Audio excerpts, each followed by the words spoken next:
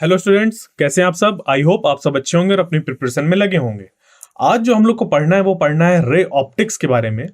तो आखिर ये रे ऑप्टिक्स होता क्या है। तो देखिए, इसको रे ऑप्टिक्स को समझने के पहले हम लोग समझते हैं ऑप्टिक्स क्या है। जो फेनोमेना हम लोग के चारों तरफ हो रहे हैं लाइट की वजह से, जैसे कि reflection of light, refraction of light, या डिफ्रैक्शन, इंटरफ्रेंस, पोलराइजेशन, या ये जो हम लोग का स्काई दिखता है ब्लू कलर का, या जो सन दिखता है शाम के समय रेड कलर का, तो ये सब जो चीज़ें होती हैं ये हम लोग ऑप्टिक्स के अंदर पढ़ते हैं। और आगे चल के और तरीके के हम लोग जैसे कि लेंस वगैरह बनाना, ये सब ऑप्टिक्स के अंदर आता है। अभी क्या कर रहे हैं हम लोग, ऑप्टिक्स था एक बहुत बड़ा एक डोमेन था, उसको हम लोग ने एक छोटा सा डोमेन निकाल लिया उससे और नाम दिया रे ऑप्टिक्स, जहां पर हम लोग जो लाइट है उसको एज अ रे मानकर जो फिनोमेना है उनको एक्सप्लेन कर सकते हैं। ठीक है, तो आखिर ये रे होती क्या है। जो रे होती है वो एक वेव है। जैसे लाइट हम लोग क्या मानते हैं कि जो लाइट है उसके दो नेचर है, एक वेव नेचर और एक पार्टिकल नेचर। तो वेव की अगर हम लोग बात करें, लाइट के वेव की अगर बात करें, तो अगर वेव इस तरीके से है, और हम जानते हैं जो एनर्जी वेव्स होती हैं वो एनर्जी और मोमेंटम अपने साथ कैरी करती हैं, तो ये जो वेव है उसका इस डायरेक्शन पर जो एनर्जी प्रोपगेशन है, उसी डायरेक्शन को हम लोग कंसीडर करते हैं इस वेव जो लाइट है इस लाइट वेव की एक रे की तरह। तो वो जो एनर्जी प्रोपगेशन का डायरेक्शन होता है उसको हम लोग रे कंसीडर करते हैं। और जब लाइट को हम लोग रे कंसीडर कर चीज़ें एक्सप्लेन कर सकते हैं, तो उस केस में वो सारे फिनोमेना हम लोग के जो आते हैं वो रे ऑप्टिक्स के अंदर आते हैं। उसको हम लोग इस कैटेगरी में रखकर पढ़ते हैं। क्लियर। तो अभी मैं इस पे बहुत ज़्यादा डिटेल में नहीं जाऊंगा कि हेलो शिव, कैसे हैं। मैं इस पे देखिए बहुत ज़्यादा डिटेल में नहीं जाऊंगा कि ये जो रे ऑप्टिक्स है, वेव ऑप्टिक्स है, इस पे इतना ज़्यादा डिफरेंट, मतलब इस पे डिफरेंट क्या है कि अलग अलग इनको रखा गया है। क्योंकि अभी हम लोग का एक क्रैश कोर्स चल रहा है और उसमें हमें क्या करना है, ज़्यादा से ज़्यादा चीज़ें पढ़नी है कम से कम समय पे, और मोटिव है हम लोग का जेई मेन। तो इस वजह से क्या बहुत ज़्यादा इस पे मैं थ्योरेटिकल बातें नहीं बताऊंगा और ना ही कोई डेरिवेशन वगैरह लूँगा। चीज़ें उस पर होंगी कैसे, एक फॉर्मूले होंगे और उससे रिलेटेड जो कॉन्सेप्ट्स होंगे वो होंगे, और फिर हम लोग कुछ क्वेश्चंस को करेंगे। क्लियर। तो क्या क्या पढ़ने वाले हैं अभी हम लोग इस पे, वो है जैसे कि हम लोग का reflection of light, mirror formula, refraction of light, lens makers formula और कुछ क्वेश्चंस। तो ये जो रिफ्लेक्शन ऑफ लाइट है, हम लोग ये चीज़ें 8th क्लास से पढ़ते आ रहे हैं कि रिफ्लेक्शन ऑफ लाइट आखिर होती क्या है, बट फिर भी इसको मैं थोड़ा सा रिकॉल कराना चाहूँगा। और एक अगर चीज़ बताऊँ मैं आपको कि देखिए, मैं हूँ जैसे, और मुझे कोई चीज़ पता चल रही है या किसी की बात सुनाई दे रही है, तो उसकी बात तब सुनाई दे रही है ना जब मेरे कानों पर वो आवाज़ आ रही है। ठीक है, जैसे कि बहुत दूर कोई गाना बज रहा हो, लेट अस सपोज कोई स्पीकर है बहुत दूर, उस पर गाना बज रहा है, तो मेरे तक वो आवाज़ आ रही, तो मुझे लगेगा कि हाँ वहाँ पर स्पीकर है। बट मुझसे भी दूर कोई बैठा होगा, मतलब उस स्पीकर के कंपैरिजन में देखें कि अगर स्पीकर यहाँ पर है इस जगह पर, मैं यहाँ पर बैठा हूँ, और मुझसे भी दूर कोई इस जगह पर बैठा है, और इस स्पीकर से निकलने वाली आवाज़ उस तक नहीं पहुँच पा रही। ठीक है, तो इसका मतलब ये नहीं होगा कि ये यहाँ पर स्पीकर एग्जिस्ट नहीं कर रहा है। ठीक है, दूसरी चीज़ ये भी है कि अगर यहाँ से निकलने वाली साउंड इसके पास तक नहीं पहुँची, ठीक है, इसके पास तक साउंड नहीं पहुंची, तो ये जो ऑब्जर्वर है ये कंसीडर करेगा कि ये चीज़ है ही नहीं, ये चीज़ है ही नहीं। क्लियर। और अगर इससे निकलने वाली आवाज़, जैसे कि मैं बैठा था यहाँ पर, मेरे पास तक आ गई, यानी कि यहाँ पर ये चीज़ है, तो ये चीज़ है या नहीं वो इस बात पर डिपेंड कर रही है कि मैं उसको ऑब्जर्व कर पा रहा हूँ या नहीं। वो यहाँ पर है, वो यहाँ पर था। देखो पहला वाला केस मैंने क्या बताया था कि इस ऑब्जर्वर तक ये इसकी जो साउंड है वो नहीं पहुँच पा रही, तो अब इसके लिए ये यहाँ पर है या नहीं है, वो दोनों बातें हैं। मैं हूँ यहाँ पर, यहाँ से निकलने वाली आवाज़ मेरे तक आ रही है, तो क्या हो गया कि हाँ ये स्पीकर यहाँ पर है। ठीक है, और एक और क्या चीज़ है कि अगर यहाँ से जो साउंड निकल रही है, अगर वो इस तक ना पहुँचे तो ये क्या मानेगा, जो ज़्यादा उसके पास टेंडेंसी है वो ये मानेगा कि वो चीज़ वहाँ पर है ही नहीं। यानी कि ये है या नहीं वो तभी हम लोग बताएंगे जब हमारे कानों पर आवाज़ पड़ेगी, अगर स्पीकर की बात करें। इसी तरीके से होता है लाइट के साथ कि अगर कोई हमें ऑब्जेक्ट दिखाई दे रहा है तो उससे निकलने वाली जो लाइट होती है वो हमारी आंखों में पड़ती है। अगर सर आपने कहा कि किसी ऑब्जेक्ट से निकलने वाली लाइट हमारे आंखों में पड़ती है तब हमें वो ऑब्जेक्ट दिखाई देता है, तो अगर मेरे जूते रखे हुए कहीं पे तो उससे कैसे लाइट निकल रही है, उसमें तो कोई बल्ब है नहीं। तो यहीं पर आता है रोल रिफ्लेक्शन का, कि कोई भी ऑब्जेक्ट जो कि नॉन ल्यूमिनस होता है, नॉन ल्यूमिनस यानी कि वो खुद की अपनी लाइट प्रोड्यूस नहीं कर सकते, तो अगर जैसे मैंने अभी बताया कि वो एक जूता रखा हुआ है, ठीक है, मान लो कि ऐसा जूता रखा हुआ है, अब ये जूता मुझे दिखाई दे रहा है, यानी कि इसमें इसके पास खुद का कोई सोर्स नहीं, लाइट सोर्स नहीं है, बट जहां पर ये जूता रखा होगा वहां पर एक कोई ना कोई लाइट सोर्स प्रेजेंट होगा, और उस लाइट सोर्स से निकल कर आ रही होगी लाइट, इससे टकरा रही होगी और वो टकराकर मेरी आंखों पर जा रही है, मेरी या फिर जो भी ऑब्जर्वर है उसकी आंखों पर जा रही है। तो क्या इस वजह से हमें ये जूता दिखाई देगा, यानी कि उस ऑब्जर्वर को वो जूता दिखाई देगा। बात समझ पे आई? तो कोई भी चीज़ जो हम लोग को चारों तरफ दिख रही है वो तभी दिख रही है जब लाइट उससे निकलकर हमारे तक आ रही है। अगर वो ल्यूमिनस है इसकी तरह तो कोई दिक्कत नहीं, और अगर नॉन ल्यूमिनस है तो उससे लाइट रिफ्लेक्ट होकर हमें दिखाई देती है। अगर उससे लाइट रिफ्लेक्ट हो रही है तो फिर मिरर पे हम लोग क्यों कहते हैं कि उससे लाइट रिफ्लेक्ट होती है? तो यहां पर अंतर यह है इन दोनों में, रेगुलर और इर्रेगुलर रिफ्लेक्शन की। ठीक है, इन दोनों में जो अंतर है वो है रेगुलर और इर्रेगुलर रिफ्लेक्शन का। तो अगर हम कंसीडर करें कुछ इस तरीके के दो सरफेस, जैसे कि एक स्मूथ सरफेस हो गया और दूसरा कुछ ऐसा रफ सरफेस हो गया, इसको मान सकते हैं ग्लास और इसको मान सकते हैं वुड, और यहां पर मौजूद है एक लाइट सोर्स। क्या मौजूद है? एक यहां पर लाइट सोर्स ऐसे मौजूद है। तो इस लाइट सोर्स से जो लाइट आ रही है, अगर मैं मान लूं कि ऐसे कुछ लाइट आ रही है और इस पे आकर फॉल हो रही है, ठीक है, इस पे आके ऐसे फॉल हो रही है और यहां से ऐसे निकलकर ऐसे चली गई, तो ये जो रिफ्लेक्शन हुआ यहां पर, अभी एक रे का ऐसे हो गया। अब क्योंकि सोर्स है तो उस सोर्स से बहुत ढेर सारी हम लोग की जो लाइट है वो बहुत ढेर सारे रेज निकल कर आ गई, बीम पूरी निकल कर आती है। यानी कि अगर दूसरी रे इसके पैरेलल कुछ ऐसे आए और यहां से टकरा के वो इसके पैरेलल ऐसे चला जाए, ठीक है, इसी तरीके से यहां पे कोई एक तीसरी आए और वो इससे टकरा के बिल्कुल इसके इन दोनों बाकी जो रेस थी उनके पैरेलल ऐसे चल जाए, तो ये इस तरीके का जो रिफ्लेक्शन होता है इस सरफेस के द्वारा वो कहलाता है रेगुलर रिफ्लेक्शन। और जब इसी लाइट सोर्स से अगर लाइट आ रही है और आकर इस पे टकरा रही है और ये रिफ्लेक्ट कर रहा है कभी इधर, क्लियर, कभी इस तरफ, और दोबारा आ रही है, इधर तो पैरेलल आ रही थी बट इधर वो अब इधर रिफ्लेक्ट करने लगा, फिर ये इधर पैरेलल आ रही थी जब सोर्स के पास से आ रही थी यहाँ पर, और फिर ये इधर ऐसे करने लगा, तो ये क्या है? ये इर्रेगुलर रिफ्लेक्शन है।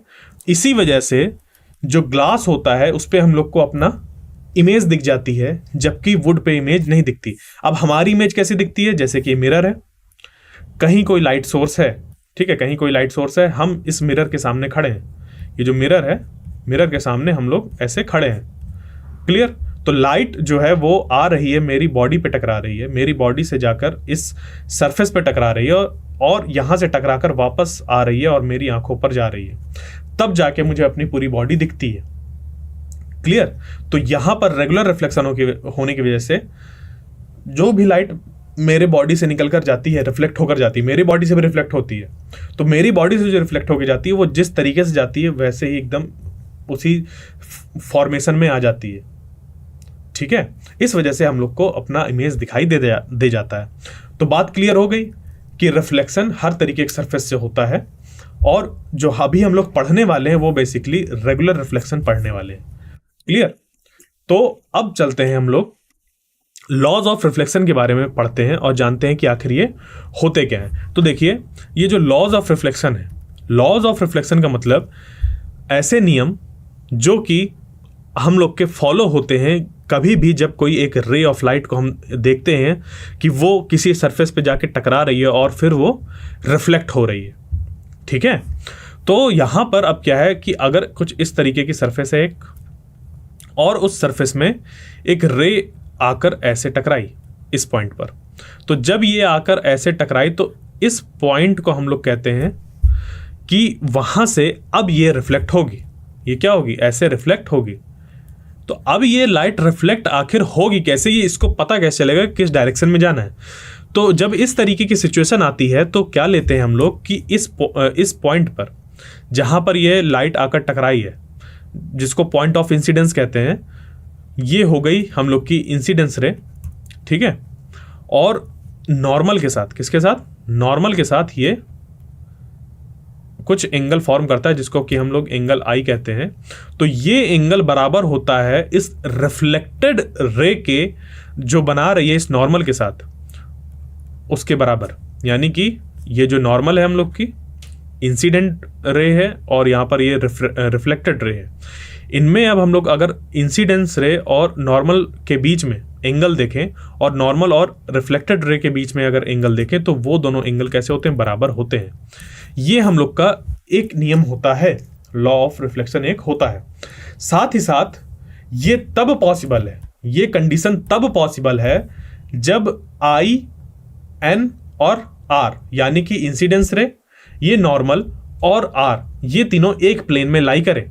तीनों एक प्लेन में लाई करने का मतलब क्या है कि अगर लेट अस सपोज ये नीचे जो मैंने बनाया था ये वाला, ये एक मिरर था। क्या था? मिरर। तो मिरर अगर कुछ ऐसा होगा, कुछ इस तरीके का अगर बना दिया जाए कि इस शेप का कुछ ऐसा मिरर होगा, बिल्कुल होगा।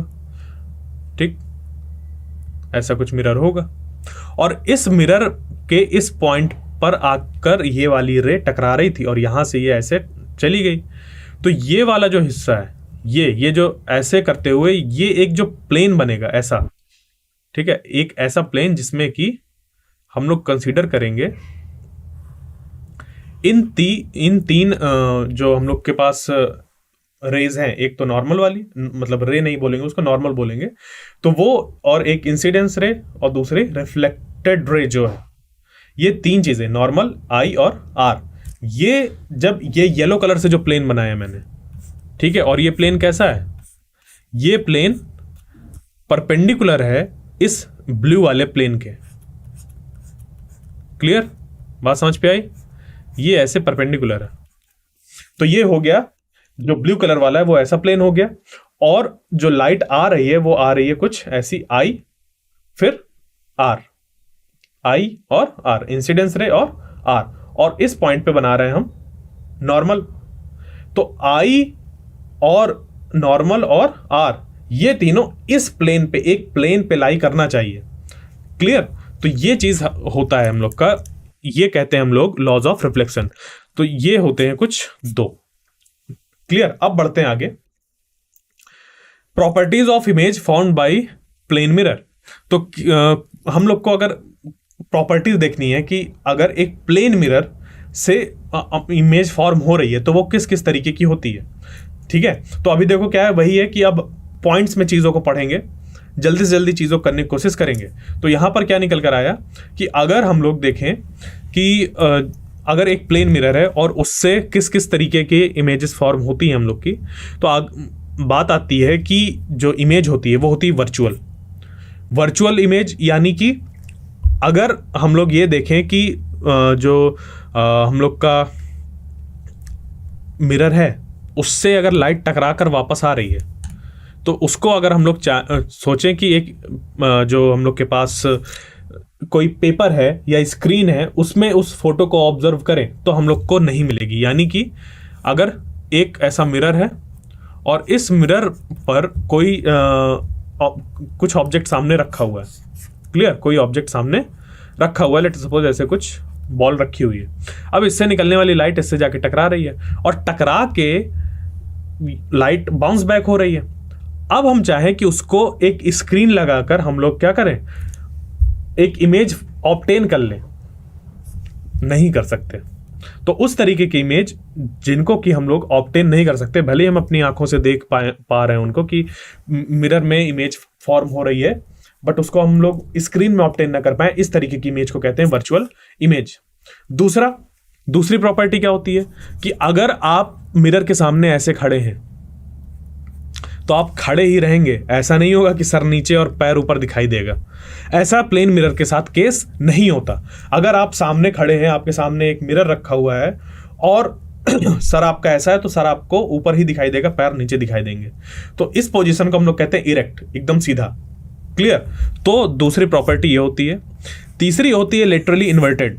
तीसरी क्या होती है? Laterally inverted. लेटरली इन्वर्टेड आप लोग ने बहुत ऑब्जर्व किया होगा, जैसे कि अगर ये लिखा हुआ है INA, ठीक है, क्या लिखा हुआ है? INA लिखा हुआ है, और इसको मैं मिरर पे अगर देखूं, क्या देखूं? मिरर पे इसका रिफ्लेक्शन देखूं तो क्या दिखाई देगा? ये कुछ दिखाई देगा ऐसा, A, यहां पर जो आएगा वो आ जाएगा कुछ ऐसा N, और ये I, ठीक है। अगर यहां पर एक मिरर लगा दूं तो मिरर पे इसका रिफ्लेक्शन ऐसा होगा, यानी कि हॉरिजॉन्टल डायरेक्शन में इन्वर्ट हो जाती है इमेज, ठीक है, हॉरिजॉन्टल डायरेक्शन में इन्वर्ट हो जाती है। आप लोग ने इसको महसूस भी किया होगा कि जब आप मिरर के सामने खड़े होते हैं तो आपको लगता है कि आपका राइट हैंड जो है वो सामने लेफ्ट हैंड की तरह लग रहा है, या आप बैठे हुए हैं और मिरर पे किसी को देख रहे हैं तो वो लगेगा कि वो तो अपने लेफ्ट हैंड से खाना खा रहा है या लेफ्ट हैंड से लिख रहा है, जबकि आप जब पलट कर उसको इंसान को देखेंगे तो वो कैसा दिखाई देगा कि वो राइट हैंड से ही लिख रहा था। तो ये जो इन्वर्जन होता है इसको कहते हैं लिटरली इन्वर्टेड इमेज फॉर्म होती है।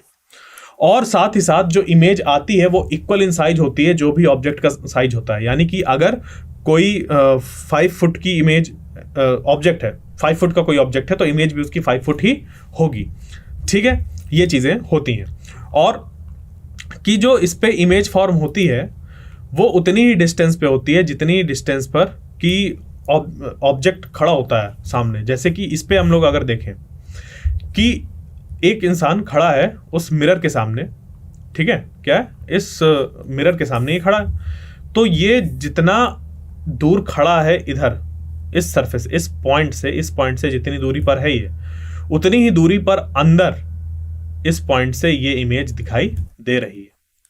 क्लियर? समझ पे आई बात? साथ ही साथ जैसे कि ये लिटरली इन्वर्जन की अभी बात कर रहे थे तो उसमें क्या था कि अगर ये आदमी ऐसे खड़ा है यहां पर तो इसका ये वाला जो हाथ है जो कि अभी राइट हैंड है वो इमेज क्या दिखाई दे रहा है? लेफ्ट हैंड की तरह दिखाई दे रहा है, ठीक है, बात क्लियर? तो यही हम लोग का चीजें होती हैं। और ये जो प्लेन मिरर होता है इसकी फोकल लेंथ होती है इनफाइनाइट। क्या होती है? इसकी फोकल लेंथ होती है इनफाइनाइट, और इसका रेडियस ऑफ कर्वेचर भी इनफाइनाइट होता है। अब रेडियस ऑफ कर्वेचर और फोकल लेंथ इन सब के बारे में आप पढ़ चुके होंगे 10th क्लास में, तो इस पे मैं बहुत ज्यादा नहीं बता रहा कि ये क्या क्या होता है, क्योंकि फिर वही चीज कि ये क्रैश कोर्स है। क्लियर? तो अभी हम लोग क्या देखेंगे डेविएशन के बारे में कि आखिर ये डेविएशन होता क्या है। तो देखिए, जैसे कि आप ये देखें कि अगर एक कोई आपके पास ऐसा मिरर है और इस पे लाइट आकर इंसिडेंट हुई, फिर ऐसे रिफ्लेक्ट हुई, तो I इक्वल टू R, ये हम लोग जानते हैं लॉ ऑफ रिफ्लेक्शन से। क्लियर? अब यहां पर एक नया एंगल डिफाइन करते हैं जिसको हम लोग कहते हैं एंगल ऑफ डेविएशन। क्या कहते हैं? एंगल ऑफ डेविएशन या फिर विचलन। मतलब जिस रास्ते में उसको जाना चाहिए था वो उस रास्ते में लाइट नहीं गई, तो जिस रास्ते में उसको जाना था और जिस रास्ते पर चली गई उन दोनों के बीच का जो एंगल होता है वो हम लोग का एंगल ऑफ डेविएशन कहलाता है। यानी कि जैसे कि यहां पर अब देख पा रहे हैं ये कि यहां से लाइट आकर क्या हो रही है? इंसिडेंट कर रही है, यहां पर इंसिडेंट हुई, और यहां इसको अगर ये प्लेन मिरर नहीं होता तो इसको जाना होता, बिल्कुल ऐसे सीधे निकल जाती, बट क्योंकि यहां पर आ गया है ये मिरर, वो क्या कर रहा है? लाइट को रिफ्लेक्ट कर रहा है, तो जाना चाहिए था इधर, चली गई इधर। इन्हीं दोनों के बीच का एंगल कहलाता है हम लोग का एंगल ऑफ डेविएशन। क्या कहलाता है? Angle of deviation.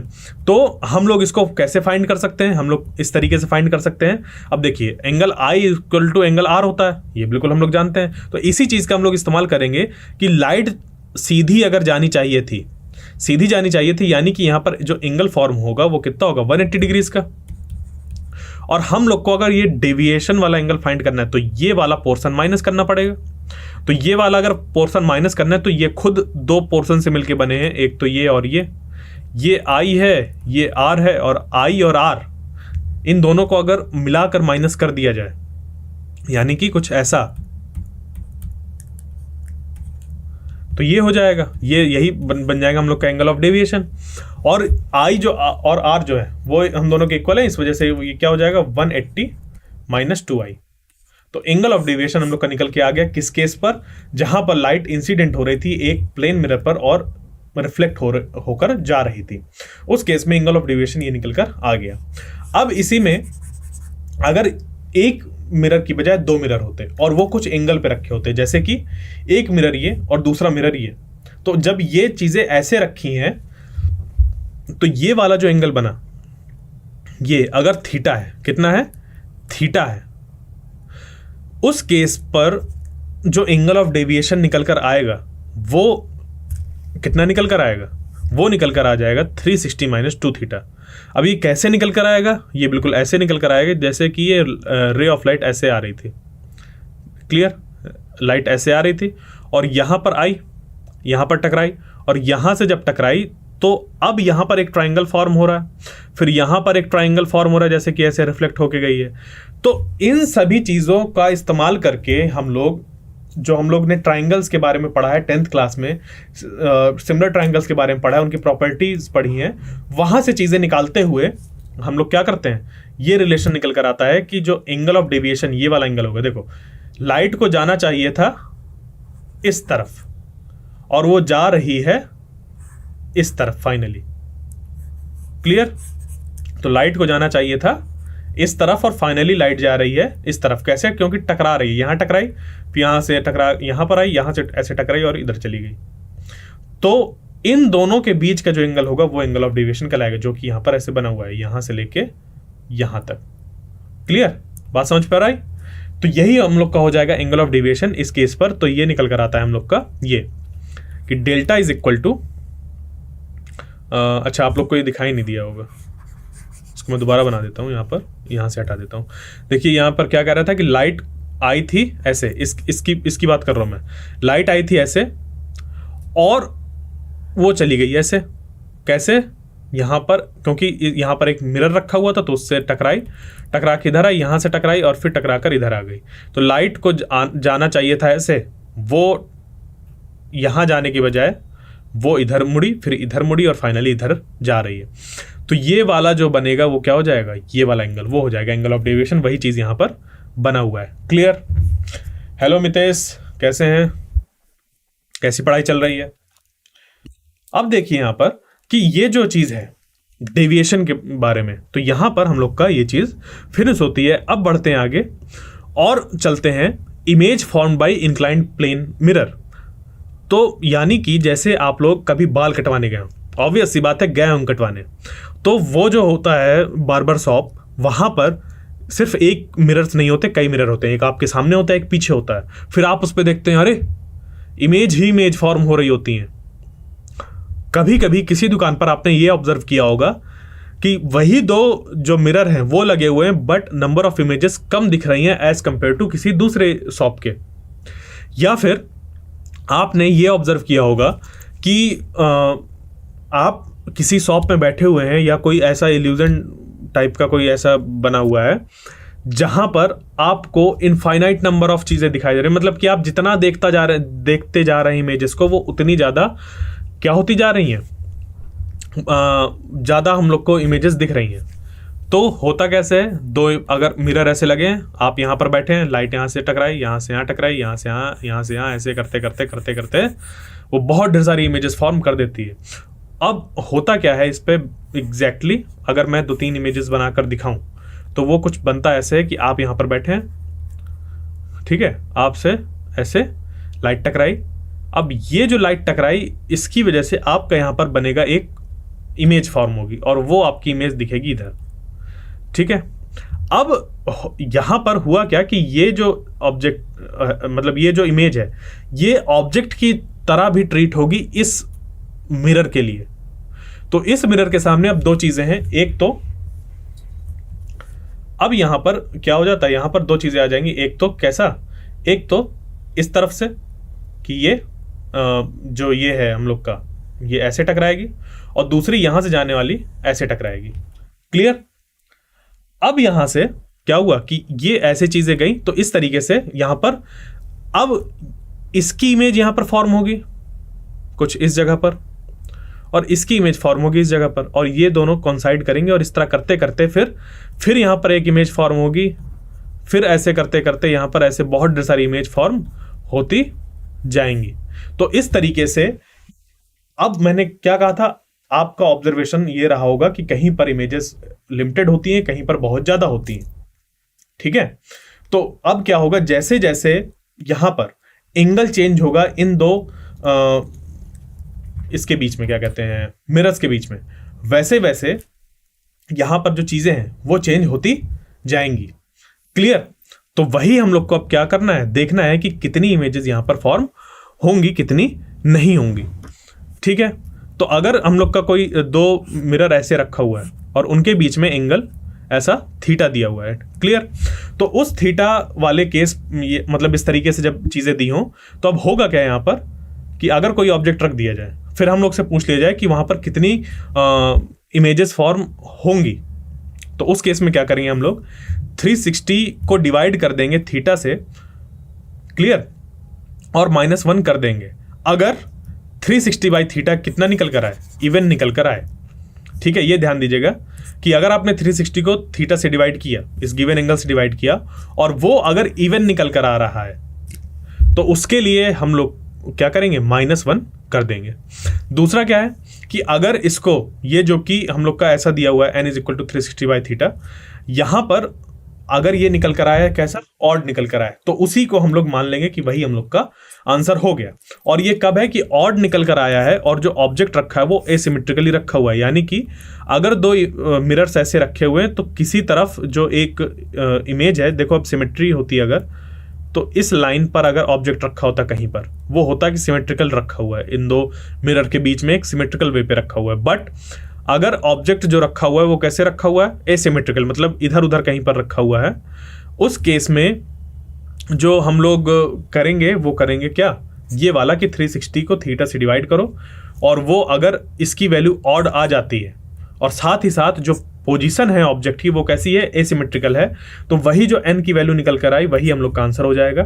बट अगर हम लोग 360 को थीटा से डिवाइड करें और थीटा से डिवाइड करने के बाद यहां पर क्या हो, 360 डिवाइडेड बाई थीटा ये हो जाए और 360 से डिवाइड करने के बाद 360 को डिवाइड करने के बाद थीटा से ऑड निकल कर आए बट सिमेट्रिकल हो, क्या हो, ऑब्जेक्ट जो रखा हो वो सिमेट्रिकल हो, तो उस केस में हम लोग क्या करते हैं, -1 कर देते हैं। क्या करते हैं, -1 कर देते हैं, तो ये चीज हम लोग का निकल कर आ जाता है। ठीक है, अब इसी तरीके से यहां पर आता है अगला वाला, जहां पर कि एक चीज ये भी है कि अगर 360 को हम लोग ने थीटा से डिवाइड किया तो जरूरी नहीं है कि वो हमेशा एक प्रॉपर हम लोग को वैल्यू दे, क्योंकि थीटा कुछ भी हो सकता है। तो उस केस में हम लोग को देखना होता है कि ये जो हम लोग का नंबर है वो एक प्रॉपर इंटीजर निकल कर आ रहा है कि नहीं आ रहा, क्योंकि इमेज हम लोग की कैसे बनेगी, 1 2 3 4 5 6 7 8 9 10 कुछ इस तरीके के बनेंगे। ठीक है, तो हम लोग को क्या करना होता है, जब अगर नंबर कुछ इस तरीके का आ जाए 1.5 या 2.6 या 2.733 कुछ ऐसा निकल कर आ जाए, उस केस में इस पूरे पार्ट को ड्रॉप कर देते हैं और सिर्फ रखते हैं इसकी जो इंटीजर वैल्यू होती है उसको। तो 1.5 पे हम लोग राउंड ऑफ वगैरह नहीं करेंगे, इसको पूरा ड्रॉप ही कर देंगे, इस पार्ट को सिर्फ ये रखेंगे, इस पे सिर्फ 2 आएगा। क्लियर? तो ये चीजें हैं जो कि हमें ध्यान रखनी है इसमें। और अब जिस पे जो क्वेश्चन बनते हैं वो किस तरीके से बनते हैं, जो भी मैंने अभी चीजें यहां पर बताई उन्हीं को चीजें ध्यान में रखते हुए बनती हैं। क्लियर? तो अभी जैसे मैंने शुरुआत में बोला था कि जो कोई ऐसा बार्बर शॉप होगा जहां पे आपको इनफाइनाइट नंबर ऑफ इमेजेस आपको समझ पे आते होंगे कि होंगी। तो वहां पर क्या है, उस केस पर ये जो थीटा होता है वो होता है 0। वो कितना होता है? 0 होता है। यानी कि ये वाला मिरर और ये वाला मिरर बिल्कुल ऐसे हो जाते हैं, पैरेलल हो जाते हैं। कैसे हो जाते हैं? पैरेलल हो जाते हैं। तो उस केस में जो थीटा हम लोग का फॉर्म होता है वो 0 डिग्री हो जाता है। ठीक है, तो उस केस में जब 360 को थीटा से डिवाइड करोगे तो क्या होगा? इनफाइनाइट नंबर ऑफ इमेजेस निकल कर आएंगी। क्लियर? तो अब हम लोग को क्या करना है, आगे देखना है कि इस पे और क्या चीजें होती हैं। क्लियर? देखिए, अब बात आती है speed of image in plane mirror, कि अगर कोई हम लोग के पास क्या है, एक प्लेन मिरर है। क्लियर? एक कोई क्या है, प्लेन मिरर है, और उस प्लेन मिरर पर हम लोग का क्या हो रहा है कि एक कोई ऑब्जेक्ट उसके सामने मूव करता हुआ आ रहा है। तो वो जो इमेज है उसकी स्पीड क्या होगी? क्लियर? तो वहां पर होगा क्या कि आप इसको ऑब्जर्व करिए। आप ऑब्जर्व करते होंगे, अगर अब भी आपको याद नहीं आ रहा तो आप ऑब्जर्व करिए। बट अगर आपने ऑब्जर्व किया है तो रिकॉल करिए कि जैसे कि आपके घर में कोई शीशा होगा बड़ा सा, या फिर आपके घर में छोटा कोई ना कोई शीशा होगा ही होगा। तो जब आप उसकी तरफ बढ़ते हुए जाते हैं, या फिर किसी बिल्डिंग में आपने देखा हो या कहीं पर भी देखा हो, उसकी तरफ आप जब बढ़ते हुए जाते हैं तो आपकी जो इमेज होती है वो भी आपके साथ साथ चलती है। यानी कि अगर आप इधर ऐसा मिरर लगा हुआ है, ठीक है, और इधर ऐसे रोड है, और इस रोड पे आप ऐसे खड़े हैं और ऐसे चलते हुए जा रहे हैं, तो आपकी इमेज यहां पर फॉर्म हो रही है। अगर तो जैसे जैसे आप इधर बढ़ेंगे वैसे वैसे आपकी इमेज भी साथ ही साथ बढ़ती जाएगी। ऐसे नहीं होगा कि आप आगे निकल गए और आपकी इमेज पीछे छूट जाए। यानी कि जो स्पीड ऑफ इमेज होती है प्लेन मिरर के केस में, वो कैसी होती है? वो हम लोग की सेम होती है स्पीड ऑफ ऑब्जेक्ट। क्लियर? बात समझ पे आई? तो अब क्या है हम लोग के पास कि अभी तक हम लोग देख रहे थे कि जो रिफ्लेक्शन हो रहा है वो हो रहा है एक प्लेन सरफेस से। अगर हम लोग के पास जो सरफेस हो वो कैसी हो? कर्व्ड हो। तो अभी हम लोग के पास अभी मतलब इस लेवल पर जहां पर आप लोग पढ़ रहे हैं वहां पर सिर्फ हमें स्फेरिकल सरफेसेस की बात करनी है। तो दो तरीके की सरफेस होती हैं, एक होती है कॉनकेव सरफेस जिसको कि हम लोग कॉनकेव मिरर भी कह सकते हैं, और दूसरी होती है कॉन्वेक्स। ठीक है, तो ये वाली जो सरफेस है, ये वाली, इस सरफेस को हम लोग क्या कहेंगे? ये सरफेस हम लोग की हो जाएगी कॉनकेव सरफेस, और इसको हम लोग अगर एक बहुत अच्छी सरफेस बना दे, कैसे पॉलिश वगैरह कर कर, तो ये बन जाएगी क्या?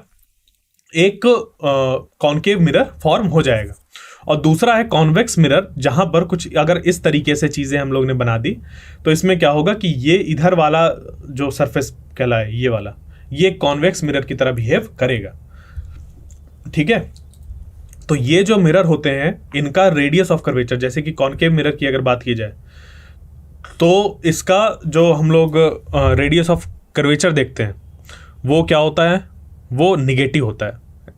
कॉनकेव मिरर का जो रेडियस ऑफ कर्वेचर होता है वो क्या होता है? निगेटिव होता है। कैसे? कि क्यों? देखो अगर गौर से कि ये सरफेस जो है, अगर ये स्फीयर का किसी हम लोग देखें, इसको कंप्लीट करने की कोशिश करें, तो ये निकल कर आएगा कि ये किसी एक स्फीयर का पार्ट है ऐसे। यानी कि अगर स्फीयर फॉर्म हो रहा है तो वो स्फीयर पे क्या होगा? एक रेडियस भी होगा। और तो सेंटर से उस ये जो यहाँ पर पोल होता है उसके बीच को हम लोग क्या कहते हैं? रेडियस ऑफ कर्वेचर कहते हैं। तो वो radius of curvature concave mirror के केस में कैसी होती है? निगेटिव होती है। क्यों? क्योंकि हम लोग बाय साइन कन्वेंशन, जो कि आप लोग 10th क्लास में पढ़ के आए होंगे, इस जगह से इस तरफ जो हम लोग कंसीडर करते हैं वो निगेटिव वैल्यूज को लेते हैं, और इससे इस तरफ पॉजिटिव वैल्यूज को कंसीडर करते हैं। यानी कि पॉजिटिव एक्स डायरेक्शन में पॉजिटिव और उसके निगेटिव में निगेटिव। बट इन डिस्टेंसेस को कंसीडर करने का जो हम लोग के पास कन्वेंशन है वो लाइट की डायरेक्शन पे डिपेंड करता है, जिसकी अभी आपको ज़रूरत नहीं है। ठीक है, वो बेसिकली होता क्या है मैं थोड़ा सा आपको बता देता हूँ। वो ये है कि अगर मिरर हम लोग ने ऐसा रखा है और लाइट जो हो रही है वो इस डायरेक्शन में इंसिडेंट हो रही है, तो इस डायरेक्शन वाली जो डिस्टेंस होंगी सारी, उनको हम लोग पॉजिटिव लेंगे इस जगह से, और लाइट की डायरेक्शन के अपोजिट वाली जो होंगी उनको निगेटिव लेंगे। ये है साइन कन्वेंशन एक्चुअल में। तो अगर आपके पास एग्जाम में कुछ इस तरीके से भी आ जाता है, ठीक है, कुछ इस तरीके का डायग्राम बन के आ जाता है जहां पर कि ऑब्जेक्ट यहां पर कहीं पर रखा हुआ है, उस केस में आप लोग क्या ले सकते हैं कि अगर लाइट ऐसे इंसिडेंट हो रही है तो आपको क्या करना है, बिल्कुल यहां पर यह मानना है कि ये जो ऑब्जेक्ट होगा वो निगेटिव में रखा हुआ है, इधर जो, अब क्योंकि ये मिरर है तो इसकी इमेज भी इधर निगेटिव में फॉर्म होगी, और वैसे ही सारी चीजें हम लोग लेंगे, मतलब कि इसमें और इसमें फिर कोई अंतर नहीं रह जाएगा। तो आप बिल्कुल वैसा ही कंसीडर करेंगे जैसा कि ये डायग्राम होता, मतलब इसको अगर ऐसे इन्वर्ट कर देते एकदम वैसा ही होता तो उस पर कोई फर्क नहीं पड़ेगा, आपको वैसे जो प्लस माइनस वगैरह है वो बिल्कुल वैसा ही लेना है। क्लियर? अब कॉन्वेक्स मिरर जो होता है उस पर जो रेडियस ऑफ कर्वेचर होता है तो पॉजिटिव होता है, प्लेन मिरर का होता है इनफाइनाइट, जो कि मैं अभी थोड़ी देर पहले भी बता चुका हूं। क्लियर? अब चलते हैं मिरर फॉर्मूला की तरफ, और वो होता है ये, जिसको कि आप 10th क्लास पर भी अपने पढ़ कर आए हैं, फिर 12th में पढ़ते हैं। तो ये हो गया मिरर इक्वेशन, जिसको कि हमें ध्यान रखनी है चीजों को सॉल्व करने के लिए, किस तरीके की चीजों को, जहां पर कि कॉन्वेक्स लेंस या फिर कॉनकेव, सॉरी लेंस नहीं, अभी मिरर की बात हो रही ना, तो कॉनकेव मिरर या जो हम लोग का कॉन्वेक्स मिरर है उसके सामने अगर ऑब्जेक्ट रखा है, उसके सामने अगर ऑब्जेक्ट रखा है तो इमेज कहां फॉर्म होगी, अगर उस जो हम लोग के पास मिरर रखा हुआ है उसकी फोकल लेंथ f हो। तो समझ गए कि ये जो v है वो क्या है, डिस्टेंस ऑफ इमेज है, u क्या है, डिस्टेंस ऑफ ऑब्जेक्ट है, और f क्या है, वो हम लोग का डिस्टेंस ऑफ वो पॉइंट है जहां से हम लोग फोकस कंसीडर करते हैं, तो ये फोकल लेंथ होती है। ठीक है, और इसमें आप लोग को ये ध्यान देना है कि हमेशा साइन कन्वेंशन का इस्तेमाल करके ही इन चीज़ों को सॉल्व करना है। आप जितनी बार भी इस पे वैल्यू पुट करें, आपको जितनी बार भी इस पे वैल्यू पुट करना पड़े, उतनी बार आप लोग साइन कन्वेंशन को ध्यान में रखते हुए इस पे वैल्यू पुट करेंगे। एक्चुअली क्योंकि साइन कन्वेंशन जो हम लोग को बना है, या ये जो इक्वेशन बनी है पर्टिकुलरली, वो बनी है जो कार्टेशियन सिस्टम होता है उस पे हम लोग जो कोऑर्डिनेट सिस्टम बना हुआ है हम लोग का, उन कोऑर्डिनेट सिस्टम को इस्तेमाल कर ये बनी हुई है। यानी कि जो पोजीशन है उसके आप कोऑर्डिनेट्स डालिए इस पे, और ये आंसर एकदम परफेक्ट देगा।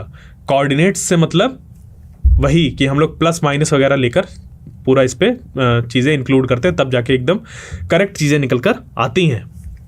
ठीक है, तो ये आपको ध्यान देना है, यही होती है हम लोग की मिरर इक्वेशन। फिर आता है पावर। पावर होता है रेसिप्रोकल ऑफ फोकल लेंथ। तो फोकल लेंथ आखिर क्या होता है? फोकल लेंथ बता चुका हूं मैं कि फोकस और जो ऑप्टिकल सेंटर होता है हम लोग का, उसके बीच, अब यहां पर ऑप्टिकल सेंटर नहीं होता, पोल होता है मिरर के केस में।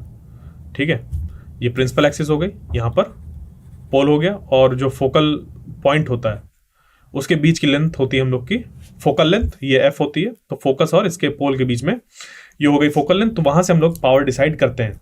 यानी कि देखो, समझो बात को, लाइट अगर फॉल हो रही है इस मिरर पे, मैं इसको हटा देता हूं और एक दूसरा मिरर बनाता हूं। अगर एक कॉनकेव मिरर ऐसे बना हुआ है हम लोग के पास, और इस कॉनकेव मिरर पर लाइट ऐसे आ रही है और वो इस जगह से ऐसे जा रही है, यानी कि इसका जो फोकल लेंथ हो गया वो इतना हो गया। अब इसी में क्या हो कि ये जो मिरर है उसको किसी तरीके से हम लोग ने क्या किया, उसका फोकल लेंथ को डिक्रीज कर दी। क्या कर दी? फोकल लेंथ डिक्रीज करने का मतलब कि अब जो है फोकल लेंथ वो हो गई इतनी। कितनी हो गई? इतनी। यानी कि अब अगर लाइट इसके ऊपर फॉल हो रही है तो वो पास हो रही कहां से? यहां से पास हो रही है।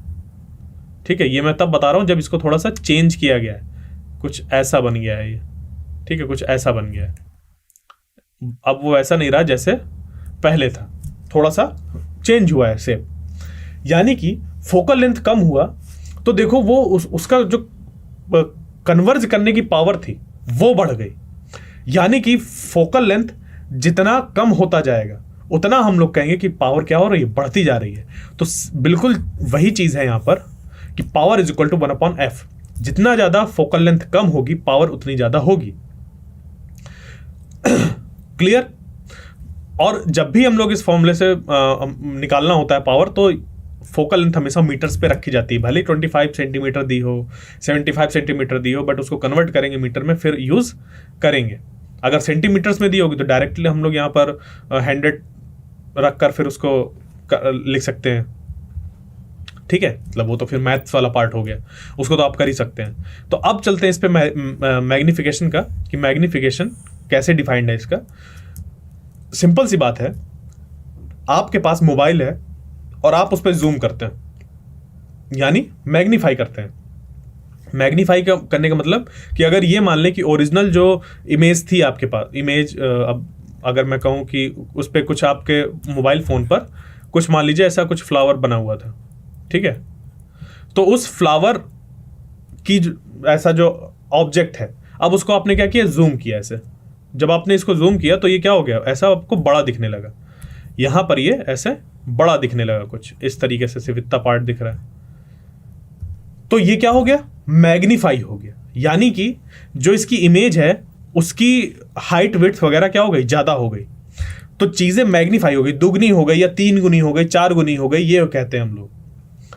तो अगर ऑब्जेक्ट कुछ इस साइज का है, ऑब्जेक्ट अगर कुछ इस साइज का है और उसकी इमेज कुछ ऐसी बन जाए बड़ी सी, तो हम लोग क्या कहेंगे कि ये चीज़ मैग्नीफाई हो गई। ये तो मैग्निफिकेशन पावर हम लोग इससे डिफाइन कर सकते हैं कि अगर ये object let us suppose 1 meter का था, 1 मीटर हाइट का, और ये जो निकल कर आया वो निकल कर आया 2 मीटर हाइट का, तो हुआ क्या कि 1 मीटर का ऑब्जेक्ट था और 2 मीटर की इमेज निकल कर आई, यानी कि 2 गुनी हो गई।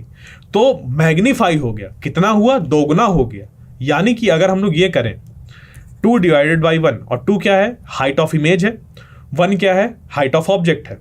तो जब हम लोग ऐसा करेंगे तो क्या निकल कर आ जाएगा, हम लोग का मैग्निफिकेशन निकल कर आ जाएगा। और इसी से ही ये चीज़ डिफाइन हुई है कि magnification is equal to h prime upon h, जहां पर जो एच प्राइम है वो है हाइट ऑफ इमेज और एच जो है वो है height of object, minus v by u से भी हम लोग मैग्निफिकेशन निकाल सकते हैं। वी क्या है, वही इमेज की डिस्टेंस है पोल से, और यू है हम लोग की जो ऑब्जेक्ट है उसकी डिस्टेंस। और इस पे जब भी हम लोग पुट करेंगे वैल्यू, प्लस माइनस को ध्यान में रखते हुए पुट करेंगे कि ऑब्जेक्ट और इमेज वगैरह किधर फॉर्म हो रही है। साथ ही साथ मैग्निफिकेशन हम लोग ऐसे भी निकाल सकते हैं, अगर हम लोग को वी ना पता हो तो ये भी डायरेक्ट फार्मूला लगा सकते हैं, या फिर अगर हम लोग को यू ना पता हो तो ये डायरेक्ट फार्मूला लगा सकते हैं। अब ये आए कैसे हैं, ये आए हैं एक्चुअली यहाँ से इनका इस्तेमाल करते हुए, यहाँ से ये चीज़ें निकल कर आई हैं, और ये इससे भी डिफाइन है।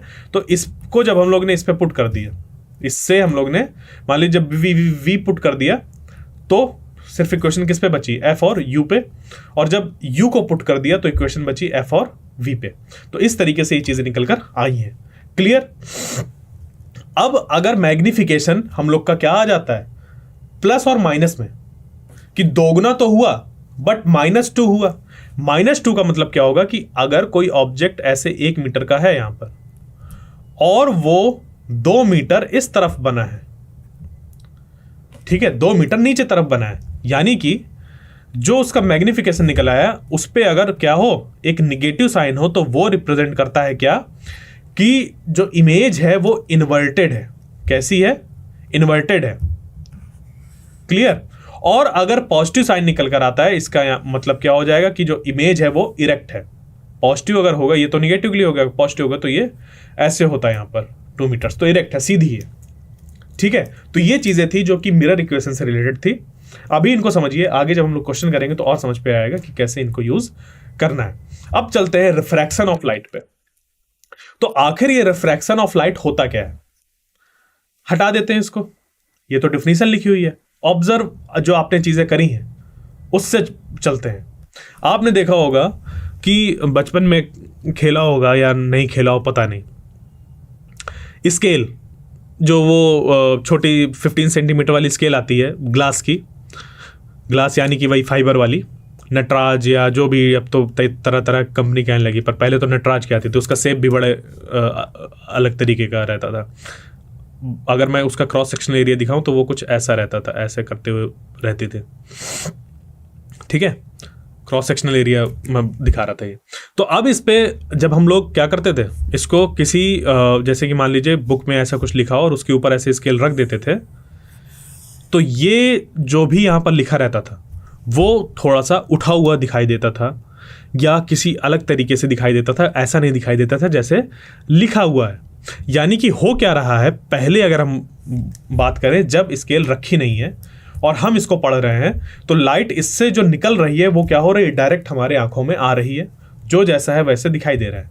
जब इसके ऊपर रख दिया गया क्या, एक वो ग्लास जो हम लोग की स्केल थी उसको रख दिया गया, तो जो लाइट आ रही है, इस रिफ्रैक्शन इज द बेंडिंग, ये जो लिखा हुआ है, इससे जो लाइट निकल कर आ रही है वो एक मीडियम को पार करते हुए आ रही है, और वो मीडियम कौन सा है, ग्लास। तो वहां पर क्या होता है, जब लाइट ग्लास से निकलकर एयर में आती है तो वो अपने पाथ से डेविएट हो जाती है।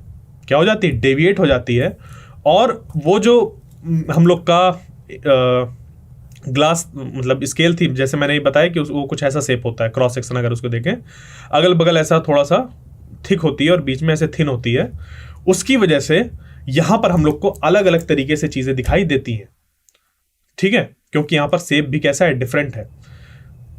तो बेसिकली हम लोग का होता क्या है कि जब भी लाइट रे एक मीडियम से निकलकर दूसरे मीडियम पे जाती है, उस केस में वो या तो, अगर हम लोग कोई नॉर्मल कंसीडर करें, तो वो या तो नॉर्मल की तरफ आती है या फिर नॉर्मल से दूर जाती है।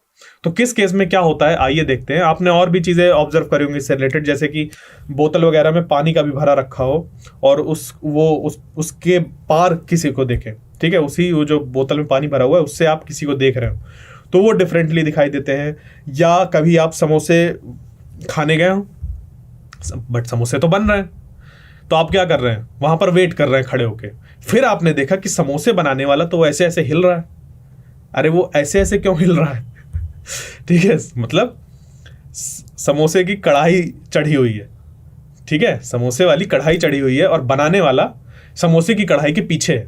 आप इधर खड़े, समोसे की कढ़ाई है और उस तरफ समोसे बनाने वाला है। अब यहां से हो क्या रहा है कि जो गर्म हवा है, क्योंकि नीचे आग जल रही, तो गर्म हवा ऐसे ऊपर उठ रही है, वो गर्म हवा क्या हो गई, रेयरर मीडियम की तरह बिहेव कर रही है एज कंपेयर टू बाकी जो हवा है। तो उसकी वजह से डेंसिटी डिफरेंट हो गई, या फिर हम लोग इसको और अच्छी तरीके से डिफाइन करते हैं जिसको कहते हैं रिफ्रैक्टिव इंडेक्स।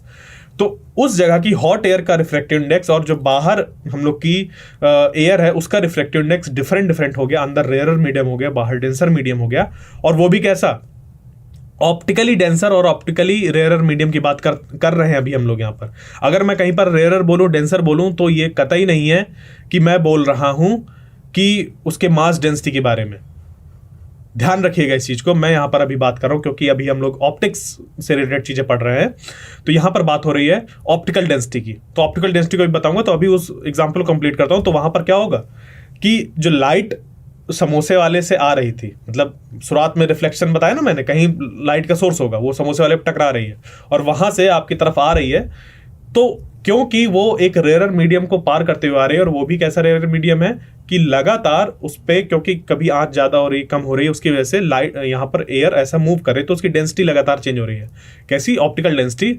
उसकी वजह से जो लाइट आ रही है उधर से, वो ऐसे बेंड हो रही है, कभी इधर जा रही है, कभी इधर जा रही है, कभी इधर जा रही है। इस वजह से आपकी आंखों में लाइट डिफरेंट तरीके से पड़ रही है। तो ऑब्जेक्ट जो जहां पर है वो वैसा ही है, आप जहां पर हैं वो वैसे ही हैं, बट क्योंकि मीडियम बीच में डिफरेंट है, उसकी वजह से वो चीजें आपको हिलती हुई दिखाई देंगी। तो लगेगा कि वो तो समोसे बनाते हुए ऐसे हिलता जा रहा है, वो नहीं हिल रहा है, समझे। तो ये सब क्यों होता है, रिफ्रैक्शन की वजह से। अब बात कर रहे थे हम लोग ऑप्टिकल डेंसिटी की, तो ऑप्टिकल डेंसिटी समझ लेते हैं, कंफ्यूजन नहीं होना चाहिए कभी। ऑप्टिकल डेंसिटी और जो हम लोग मास डेंसिटी की बात करते हैं, तो जो ये ऑप्टिकल डेंसिटी है, ऑप्टिकल डेंसिटी देखो होती क्या है। ऑप्टिकल डेंसिटी क्या है कि यहाँ पर जो हम लोग के पास जैसे कि ऑयल है, ऑयल पे अगर हम लोग बात करें कि ऑयल और वाटर का कंपैरिजन, मस्टर्ड ऑयल है लेट सपोज और वाटर है, तो मास डेंसिटी जो ऑयल की होती है वो होती है कम एज कंपेयर टू वाटर। जबकि जो ऑप्टिकल डेंसिटी होती है उस ऑयल की वो होती है ज़्यादा as compare to water. Ray optics का नेक्स्ट सेशन होगा कल परसों, 2 दिन रे ऑप्टिक्स चलेगी। ठीक है, इसको मैं थोड़ा स्लोली बता रहा हूँ। क्यों? क्योंकि मैं चाहता हूँ साथ ही साथ आपका जो एग्ज़ाम है वो तो हो ही, साथ ही साथ आपका जो नज़रिया है चीज़ें देखने का वो भी थोड़ा सा बदले। आप चारों तरफ जो चीज़ें देख रहे हैं वो कैसे दिखाई दे रही है, नहीं दिखाई दे रही है, वो सब क्या हो रहा है, वो भी मैं थोड़ा सा बदलना चाह रहा हूँ।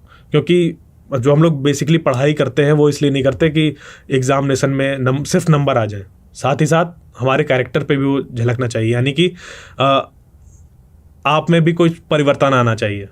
सिर्फ कागज़ की सीट में ही नंबर बढ़ाने से कुछ नहीं होगा। ठीक है, अब क्या है यहाँ पर, मितेश सावंत पूछ रहे हैं sir mirage also work on this basis. देखिए, मिराज को मैं कल बताऊंगा और उसको 2 तरीके से बताऊंगा कि वो कैसे वर्क करते हैं। एक्चुअली मिराज को हम लोग 2 तरीके से समझ सकते हैं, तो उसकी बात मैं कल ही करूंगा मिराज की, आज मैं नहीं बताऊंगा, क्योंकि अधूरी चीज़ अगर बताऊंगा तो फिर कंफ्यूजन होगी। तो उसको मैं कल 2 तरीके से बताऊंगा कि 2 तरीके से एक्सप्लेन कर सकते हैं कि वो कैसे होते हैं। ठीक है, तो अभी क्या है कि रिफ्रैक्शन की बात हो रही है, तो ऑप्टिकल डेंसिटी, तो ऑप्टिकल डेंसिटी समझ गए कि वो मास डेंसिटी से डिफरेंट होता है। और अगर हम लोग अब बात करें पर्टिकुलर, जब हम लोग को चीज़ें स्टडी करनी है जो फेनोमेना है उनकी, तो कुछ ऐसा करते हैं कि अगर हम लोग के पास एक डेंसर मीडियम है और एक रेयर मीडियम है और उस पर क्या हो रहा है, लाइट ऐसे आके फॉल हो रही है इस पॉइंट पर, और यहाँ पर हम लोग ने बना दिया एक नॉर्मल, तो इस केस पर ये जो रे है वो उसको जाना चाहिए था कुछ ऐसे, बट वो ऐसे ना जाके ये जो नॉर्मल है नॉर्मल की तरफ बेंड हो जाएगी। तो ये जो बेंडिंग ऑफ लाइट होती है जब वो एक ट्रांसपेरेंट मीडियम से दूसरे ट्रांसपेरेंट मीडियम पे जाती है, उसको हम लोग कहते हैं रिफ्रैक्शन ऑफ लाइट। क्लियर? और जैसे हम लोग का अगर कोई डेंसर मीडियम हो और वहां से वो रेयर मीडियम पे जा रही हो, ठीक है, डेंसर मीडियम से रेयर मीडियम पे जा रही हो, उस केस में क्या होता है कि ये जो रे ऑफ लाइट होती है वो अवे फ्रॉम द नॉर्मल हो जाती है, यहां पर जो आर होता है वो इंक्रीज हो जाता है। ठीक है, अब जैसे कि हम लोग के लॉज ऑफ रिफ्लेक्शन थे वैसे ही होते हैं लॉज ऑफ रिफ्रैक्शन, और उन लॉज ऑफ रिफ्रैक्शन से ये चीज निकल कर आती है कि अगर इस तरीके से यहां पर कोई ऐसे लाइट आके फॉलो हो रही है आई और यहां पर एंगल बन रहा है आर, तो sine i by sine r वो होता है कांस्टेंट, और उसको हम लोग कहते हैं n/1 अगर बोले तो वो हो जाएगा n2 डिवाइड बाई n1, और ये जो n है वो होता है रिफ्रैक्टिव इंडेक्स। क्या होता है? Refractive index. इसी को हम लोग, ये जो sine i by sine r और ये इसके बराबर होता है, इसको हम लोग स्नेल्स लॉ भी कहते हैं। इसमें जो चीज़ें हैं कि ये कैसे बनी हैं, क्या हुआ उस पर, और इसका मतलब प्रॉपर एक डेरिवेशन की अगर बात करें, साथ ही साथ ये चीज़ें आपस में कनेक्ट कैसे हो रही हैं, वो अभी मैं एक्सपेक्ट नहीं उसको टच कर रहा उस एस्पेक्ट को। अभी हम लोग यहाँ पर यही लेकर चलेंगे कि ये रिफ्रैक्टिव इंडेक्स होता है हम लोग का, और sine i by sine r is equal to refractive index या फिर कांस्टेंट, ये हम लोग का स्नेल्स लॉ कहलाता है। ये हो गया स्नेल्स लॉ, और इसी को जब बराबर कर देते हैं तो इसके बराबर आ जाता है, इसको रिफ्रैक्टिव इंडेक्स कहते हैं।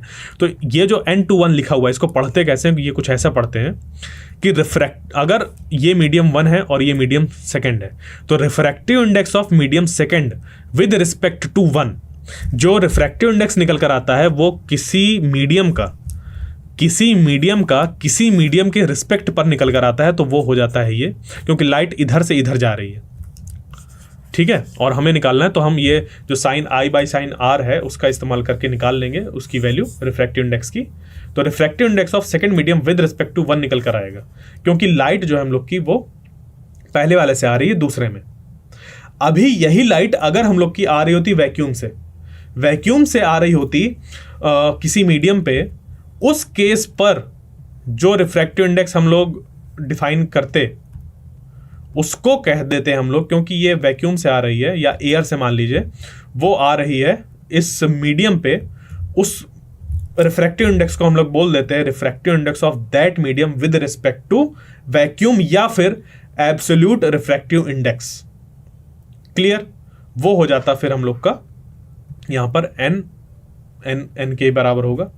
ठीक है, क्योंकि ये जो होता है वो 1 होता है, वैक्यूम का रिफ्रैक्टिव इंडेक्स 1 होता है, या फिर एयर जो होता है वो 1.0 कुछ होता है, बट उसको 1 ही मानकर चलते हैं हम लोग।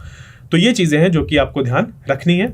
और साथ में ये भी ध्यान देना है कि लॉ ऑफ रिफ्लेक्शन में जैसे 2 लॉ थे, वैसे ही लॉ ऑफ रिफ्रैक्शन पे भी 2 लॉ होते हैं। पहला लॉ यही होता है जिसको हम लोग स्नेल्स लॉ भी कहते हैं, ठीक है। आई और आर के बीच में रिलेशन पता चल गया, जैसे कि उस पे आई रिफ्लेक्शन के केस में आई और आर के बीच में था कि I is equal to are था, ठीक है। बट यहां पर कि ये क्या होता है, इस तरीके से होता है।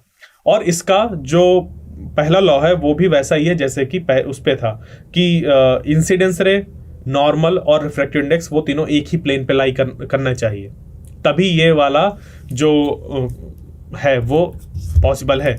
यानी कि जिस रे को हम लोग कंसीडर कर रहे हैं उसी का रिफ्लेक्शन जब कंसीडर करेंगे और उसी तीनों एक प्लेन पे जब लाई करेंगे तभी हम लोग मानेंगे कि ये चीज़ फॉलो हो रही है, वरना ये फॉलो नहीं होगी, ठीक है। तो पहले वो कंडीशन सेटिस्फाई होनी चाहिए, तब जाकर ये होगा। और जो रिफ्रैक्टिव इंडेक्स होता है वो कैसा होता है, डायमेंशनलेस होता है, क्योंकि ये क्या है, एक तरीके का हम लोग का जो रिफ्रैक्टिव इंडेक्स है वो एक रेशियो है। क्या है, रेशियो है, तो वो एक डायमेंशनलेस क्वांटिटी होती है और एक स्केलर क्वांटिटी भी हम लोग कह सकते हैं, क्योंकि उस पर डायमेंशन तो है ही नहीं, डायरेक्शन भी नहीं होती है। तो स्केलर क्वांटिटी हो गई हम लोग की, मैग्नीट्यूड होता है सिर्फ, और एक डायमेंशन भी उस पर नहीं होती है। क्लियर। अब देखिए कि अगर मैं रिलेट करना चाहूँ refractive index of given material को उनमें ट्रेवल करने वाली लाइट के बेसिस पे, उस पे मतलब लाइट की स्पीड के बेसिस पे, यानी कि अगर ऐसा हम लोग का इंटरफेस है, इंटरफेस क्या होता है वो इमेजिनरी लाइन जहां पर हम लोग ये मान सकते हैं कि ये मीडियम अलग है और ये मीडियम अलग है। क्लियर। तो इस इमेजिनरी लाइन को हम लोग कहते हैं इंटरफेस। जैसे कि जो मॉनिटर की स्क्रीन होती है या डेस्कटॉप की जो स्क्रीन होती है, हम लोग के कंप्यूटर की स्क्रीन होती है, मोबाइल की स्क्रीन होती है, उसको इंटरफेस कहते हैं, जो कि कनेक्ट करता है एक ह्यूमन को और उस मशीन के अंदर जो भी चीज़ें हैं, वो इंटरफेस होता है। तो बिल्कुल वैसा ही यहाँ पर क्या है, इंटरफेस, जो एक इमेजिनरी लाइन कनेक्ट करती है 2 मीडियम्स को। क्लियर। तो अगर इसका रिफ्रैक्टिव मतलब मान लीजिए कि इस पे जो लाइट ट्रेवल कर रही है वो किसी स्पीड v1 से ट्रेवल कर रही है, और यहाँ पर ये क्या हुआ कि लाइट ऐसे आई और ये इधर बेंड कर गई, तो क्योंकि वो टूवर्ड्स द नॉर्मल बेंड हुई है रिफ्रैक्टेड लाइट, ठीक है, रिफ्रैक्टेड रे, यानी कि ये वाला जो मीडियम है वो कैसा है, डेंसर है, और यहाँ पर जो स्पीड ऑफ लाइट है वो कितनी ले रहे हैं हम लोग, v2। तो उस केस में जो refractive index of medium second बनेगा, अब देखिए इसको पढ़ते क्या है हम लोग, refractive index of medium second with respect to 1, ये हो जाएगा किसके बराबर, v1 अपॉन v2 के। ये एकदम सही लिखा हुआ है, v1 अपॉन v2। v1 हम लोग यहां पर लेंगे क्योंकि ये देखो रेयरर मीडियम है, तो रेयरर मीडियम पे जो स्पीड होती है वो होती है ज्यादा, लाइट की जो स्पीड होती है रेयरर मीडियम पे ज्यादा होती है। इसी वजह से जो वैक्यूम होता है वहां पर मैक्सिमम होती है स्पीड ऑफ लाइट, और जैसे जैसे फिर वो मीडिया चेंज करता है, जैसे जैसे वो ऑप्टिकल डेंसर मीडियम पे जाती है वैसे वैसे स्पीड डिक्रीज होती जाती है। और यहां पर हम लोग क्या कहते हैं कि इसका जो रिफ्रैक्टिव इंडेक्स है, जैसे जैसे ऑप्टिकली डेंसर मटेरियल्स का जो रिफ्रैक्टिव इंडेक्स होता है वो ज्यादा होता है, ठीक है।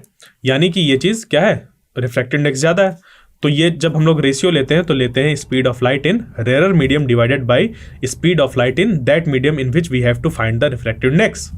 तो ये चीज यहां पर आ जाती है। क्लियर।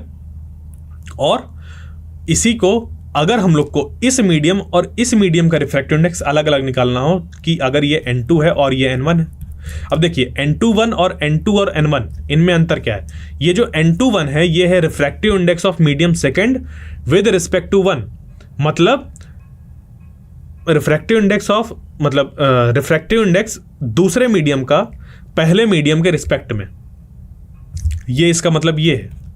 और ये जो है n2 ये है refractive index of second medium with respect to vacuum, यानी कि जो लाइट आएगी वो कहां से आएगी, वैक्यूम से आएगी।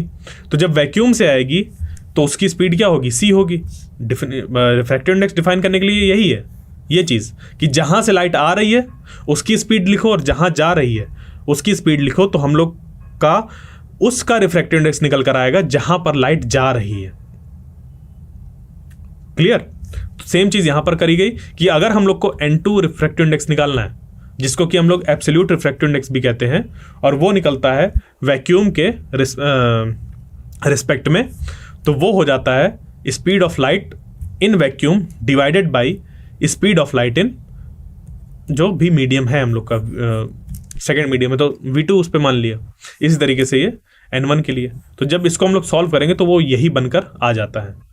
ठीक है, तो ये चीजें हम लोग को ध्यान देनी है यहाँ पर इससे रिलेटेड कि रिफ्रैक्टिव इंडेक्स और स्पीड ऑफ लाइट के बीच में क्या रिलेशन होता है। साथ ही साथ यहाँ पर एक और इंटरेस्टिंग चीज देखेंगे जिससे कि काफी क्वेश्चन हम लोग के होते हैं, जो कि है कुछ ये कि अगर आपके पास कुछ इस तरीके का रीजन है जहां पर एक मीडियम है, ये कोई दूसरा मीडियम यहां पर है, ठीक है, यानी कि आपके पास 3 मीडियम हो गए या मीडिया कह सकते हैं, 3 मीडिया हो गए। एक तो मान लीजिए वाटर है,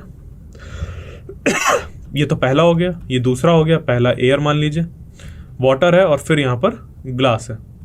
आप इसको भी ग्लास मान सकते हैं, कुछ भी कैसे मान सकते हैं। तो ये तीसरा हो गया और ये ग्लास हो गया। अब लाइट क्या कर रही है, लाइट इस ग्लास से होते हुए इंटर करी और वो फिर गई वाटर पे, बेंड हुई है कुछ यहाँ पर, बेंड हुई, फिर गई वाटर में, वाटर से करके फिर ये, अब क्योंकि वाटर से एयर में जा रही तो डेंसर है, डेंसर से रेयर पे जा रही है, तो वो अवे फ्रॉम नॉर्मल हो जाएगी। ठीक है, यहाँ पर ऐसा होगा और यहाँ पे ऐसे 3 नॉर्मल होंगे। तो ये पहला देखो, पहले मीडियम से आई, एयर से ही आई और फाइनली एयर में चली गई। उस केस में अगर मैं यहाँ पर लिख दूं, या फिर इधर से लाइट हम लोग डालें कि इधर से लाइट जा रही है और इधर से निकल रही है, कुछ भी हो सकता है, इधर से लाइट जा रही हो या उधर से आ रही हो, कुछ भी हो सकता है। अगर केस क्या है कि लाइट जहां से चल रही है उसी मीडिया पे वापस आ रही है, तो हम लोग के पास एक रिलेशन होता है और वो होता है ये कि N21 यानी कि refractive index of second with respect to 1, refractive index of this with respect to this into refractive index of this with respect to this, ये into refractive index of this with respect to this, ये बराबर होता है 1 के। क्या होता है, ये बराबर होता है 1 के। क्लियर। तो इससे अगर हम लोग को किसी 2 मीडिया का रिफ्रैक्टिव इंडेक्स पता है तो हम तीसरे मीडिया का रिफ्रैक्टिव इंडेक्स निकाल सकते हैं किसी दूसरे मीडिया के रिस्पेक्ट में। जैसे कि हम लोग को अगर N31 और N21 पता है तो हम लोग N32 फाइंड कर सकते हैं। ठीक है, तो इस तरीके से चीजें हम लोग की निकल कर आती हैं। आई बात समझ पे? आगे चलते हैं और यहां पर देखते हैं कि अभी हम लोग का जो रिफ्रैक्शन हो रहा था वो हम लोग कैसे ले रहे थे कि लाइट रिफ्लेक्ट कर रही है किसी प्लेन इंटरफेस से। अभी क्या हो रहा है कि अगर जो इंटरफेस है वो किसी स्फीयर का पार्ट हो, मतलब कोई एक ऐसी स्फीयरिकल सरफेस हो जैसे कि ये दिख रही है, तो इस केस में जो हम लोग फॉर्मूला यूज करते हैं फाइंड करने के लिए कि यहां पर कैसे अगर इमेज फॉर्मेशन देखनी कि यहां पर कोई ऑब्जेक्ट रखा है इसके सामने, ठीक है, मतलब किसी स्फेरिकल सरफेस के सामने कोई ऑब्जेक्ट रखा है जिसमें कि हम लोग देख रहे हैं इमेज फॉर्मेशन, कि इमेज फॉर्मेशन कैसी होगी, उसके लिए यूज होता है ये फॉर्मूला। क्लियर। तो ये कैसे आता है वो अभी मैं नहीं जा रहा, बट ये कैसे वर्क करता है वो मैं बता देता हूं कि N2 क्या है, इस डेंसर मीडियम का अगर हम लोग का रिफ्रैक्टिव इंडेक्स है, ठीक है, और जो N1 है वो रेयर मीडियम का रिफ्रैक्टिव इंडेक्स है। यानी कि अगर यहां पर आप एयर मान रहे हैं और यहां पर अगर ये ग्लास रखा हुआ है, क्लियर, तो ये रिफ्रैक्टिव इंडेक्स होगा ग्लास का। अब देखो N2 सिर्फ लिखा हुआ है, यानी कि refractive index of this glass with respect to vacuum, यानी कि ये एब्सोल्यूट रिफ्रैक्टिव इंडेक्स दिया हुआ है। तो ये हो गया, और N1 क्या हो जाएगा, रिफ्रैक्टिव इंडेक्स ऑफ एयर। अब देखो इमेज फॉर्म हो रही है इस ग्लास के अंदर, क्योंकि लाइट ऐसे जा रही है और रिफ्रैक्ट हो रही है, तो इमेज फॉर्म हो रही है इस ग्लास के अंदर। तो इसी पर हम लोग यहां पर क्या रख देंगे, जो ये डिस्टेंस होगी इमेज की इस पॉइंट से ऑप्टिकल सेंटर से, यहां पर अब ऑप्टिकल सेंटर आ जाता है, तो ऑप्टिकल सेंटर से जो यहां पर एक डिस्टेंस होगी उसको हम लोग क्या कहेंगे, v कहेंगे, और उसको यहां पर यूज करेंगे। तो N2/v माइनस N1/u। अभी u क्या है, u है इस ऑब्जेक्ट का डिस्टेंस इस ऑप्टिकल सेंटर से। क्लियर। ये देखो u लिखा है, ये v लिखा हुआ है, और r क्या है, r होता है हम लोग का रेडियस ऑफ कर्वेचर। तो ये जो सरफेस हम लोग को ऐसा स्फेरिकल सरफेस दिख रही है, इस स्फेरिकल सरफेस को हम लोग कंसीडर कर सकते हैं कि ये किसी स्फेयर का पार्ट है। तो ये सरफेस जो कि किसी स्फेयर का पार्ट है, उस स्फेयर का जो रेडियस होगा वही कहलाता है हम लोग का इस सरफेस का रेडियस ऑफ कर्वेचर, इस कर्वेचर का रेडियस। तो यही होता है हम लोग का ये, और यहां पर n2 - n1 ऐसे ले लेते हैं। तो बात समझ पे आई इस फॉर्मूले को कैसे यूज करते हैं। तो अगर हम लोग के पास ये चीज दी गई कि रिफ्रैक्टिव इंडेक्स का n2 ये है, ये n1 है, हाँ, और इसका जो सरफेस है उसका रेडियस ऑफ कर्वेचर r है, और ऑब्जेक्ट इस u डिस्टेंस पे रखे, तो इमेज कहाँ पे फॉर्म होगी। तो हम लोग इसको पुट कर देंगे, इसको पुट कर देंगे, इसको और इसको पुट कर देंगे, तो ये निकल कर आ जाएगा। क्लियर। तो इस तरीके से चीजें करनी है हमें। इस पे आगे चलते हैं अब और पर्टिकुलर बात करते हैं लेंस की। आखिर ये लेंस होते क्या हैं। तो देखिए लेंस बना कैसे होता है। एक्चुअली लेंस सिर्फ ये इस तरीके का नहीं होता, या इस तरीके का नहीं होता, या इस तरीके का नहीं होता। लेंस जितने भी आपको यहां पर दिख रहे हैं वो सब के सब लेंस हैं। तो लेंस एक्चुअली क्या होती है, अगर अभी हम लोग सिर्फ स्फेरिकल लेंस की बात करें, क्योंकि पैराबोलिक लेंस भी होते हैं, सिलेंड्रिकल लेंस भी होते हैं, ठीक है, तो उन तरह के लेंस को अभी हम लोग को स्टडी करनी नहीं, क्योंकि अभी हमारे उस सिलेबस में नहीं है। तो जो अभी है वो कैसे हैं, दो तरीके के हैं, वो भी स्फेरिकल लेंस है, और उस पे भी कैसे है, कन्वर्जिंग और डाइवर्जिंग। तो देखो इस लेंस को हम लोग मान सकते हैं कि इस पे दो रिफ्रैक्टिंग सरफेस है, यानी कि एक सरफेस ये हो गया, एक इंटरफेस ये और दूसरा इंटरफेस ये। तो लाइट एक बार यहां पर रिफ्रैक्ट करेगी, उसके बाद यहां निकलते हुए रिफ्रैक्ट करेगी इस जगह पर। यहां पर जो होगा, ये देखो इधर कर्व थी, इधर कर्व थी, बट यहां पर क्या है, यहां पर एक स्ट्रेट है ऐसे, और यहां पर एक ऐसा कर्व है, यहां पर ये इस तरफ ऐसे कर्व है, और इधर भी ऐसे कर्व है। अब देखो ये जो डाइवर्जिंग लेंस है इस पे क्या होता है, यहां पर देखो एक इधर ऐसे कर्व है, एक इधर कर्व है, ये इधर एक स्ट्रेट है, ये ऐसा कर्व है, ये इधर कर्व है और ये इधर कर्व है। तो इस तरीके के जो ये 6 कॉम्बिनेशन बने, इसको डिफरेंट डिफरेंट नाम से जानते हैं। जो 10th क्लास में हम लोग पढ़ के आए हैं वो इन 6 में से ये वाला और ये वाला पढ़ कर आए हैं, ठीक है, बात समझ पे आई। तो अभी क्या है कि ये जो हम लोग के पास चीजें हैं, डबल कॉन्वेक्स लेंस और ये कॉनकेव, जिसको हम लोग सिंपल कॉन्वेक्स लेंस या कॉनकेव लेंस बोलते थे ऐसे ऐसे, तो वो क्या है, एक्चुअली डबल कॉन्वेक्स लेंस है, यानी कि दो सरफेस हैं इस पे। एक सरफेस है ये वाली, एक सरफेस है ये वाली, जिसका कि रेडियस ऑफ कर्वेचर इधर होगा कुछ ऐसे, और दूसरी सरफेस है ये वाली, जिसका रेडियस ऑफ कर्वेचर होगा इधर पे कुछ। इस सरफेस को अगर R1 नाम दिया जाए तो इसका जो रेडियस ऑफ कर्वेचर होगा वो पॉजिटिव हो जाएगा ऐसे, और अगर इसको R2 नाम दिया जाए तो ये निगेटिव हो जाएगा इसका रेडियस ऑफ कर्वेचर, क्योंकि साइन कन्वेंशन हम कभी इस पे नहीं छोड़ते हैं, ठीक है। तो इस तरीके से हम लोग के डिफरेंट डिफरेंट कॉम्बिनेशन के लेंस फॉर्म हो सकते हैं। तो ऐसे लेंस जो इसमें पड़ने वाली लाइट को कन्वर्ज कर दे, जैसे कि ये है, इसमें अगर ऐसे पैरेलल लाइट आके फॉल हो तो वो क्या करेगा, किसी एक पॉइंट पर ऐसे मिलाने की कोशिश करेगा, यानी कि कन्वर्ज कर रहे हैं चीज़ों को, तो ये होता है कन्वर्जिंग लेंसेज। और ये जो होते हैं अरेंजमेंट इस तरीके की, जहां पर कि अगर लाइट फॉल हो तो ये उस लाइट को डाइवर्ज कर देते हैं। तो इस तरीके के लेंस कहलाते हैं हम लोग के डाइवर्जिंग लेंस, ठीक है, बात समझ पे आई। तो ये होते हैं हम लोग के लेंस के तरीके की, लेंस क्या होते हैं, कैसे होते हैं, किस किस तरीके के। तो अब बात करते हैं हम लोग लेंस फॉर्मूला। जैसे कि मिरर हम लोग के पास फॉर्मूला थे, मिरर इक्वेशन था, वैसे हम लोग लेंस फॉर्मूले की बात करते हैं, और वो होता है 1/v - 1/u = 1/f। ये जो 1/v है, u है, f है, ये सब मतलब u v f ये क्या है, तो बिल्कुल ये वैसा ही है, ये है distance of image from optical centre. यानी कि अगर इमेज देखो यहां पर फॉर्म हो रही है, तो इस पॉइंट से इस पॉइंट तक की जो डिस्टेंस होगी वो कहलाएगी v। u इस ऑब्जेक्ट की इस ऑप्टिकल सेंटर के बीच की जो डिस्टेंस है वो कहलाएगी u, और ये जो f है वो है फोकल लेंथ, यानी कि इधर से इधर ये जो डिस्टेंस है वो हो गई फोकल लेंथ, ठीक है। यहां पर दो इस पे फोकल लेंथ होती हैं, क्योंकि दो सरफेस होती हैं ऐसे।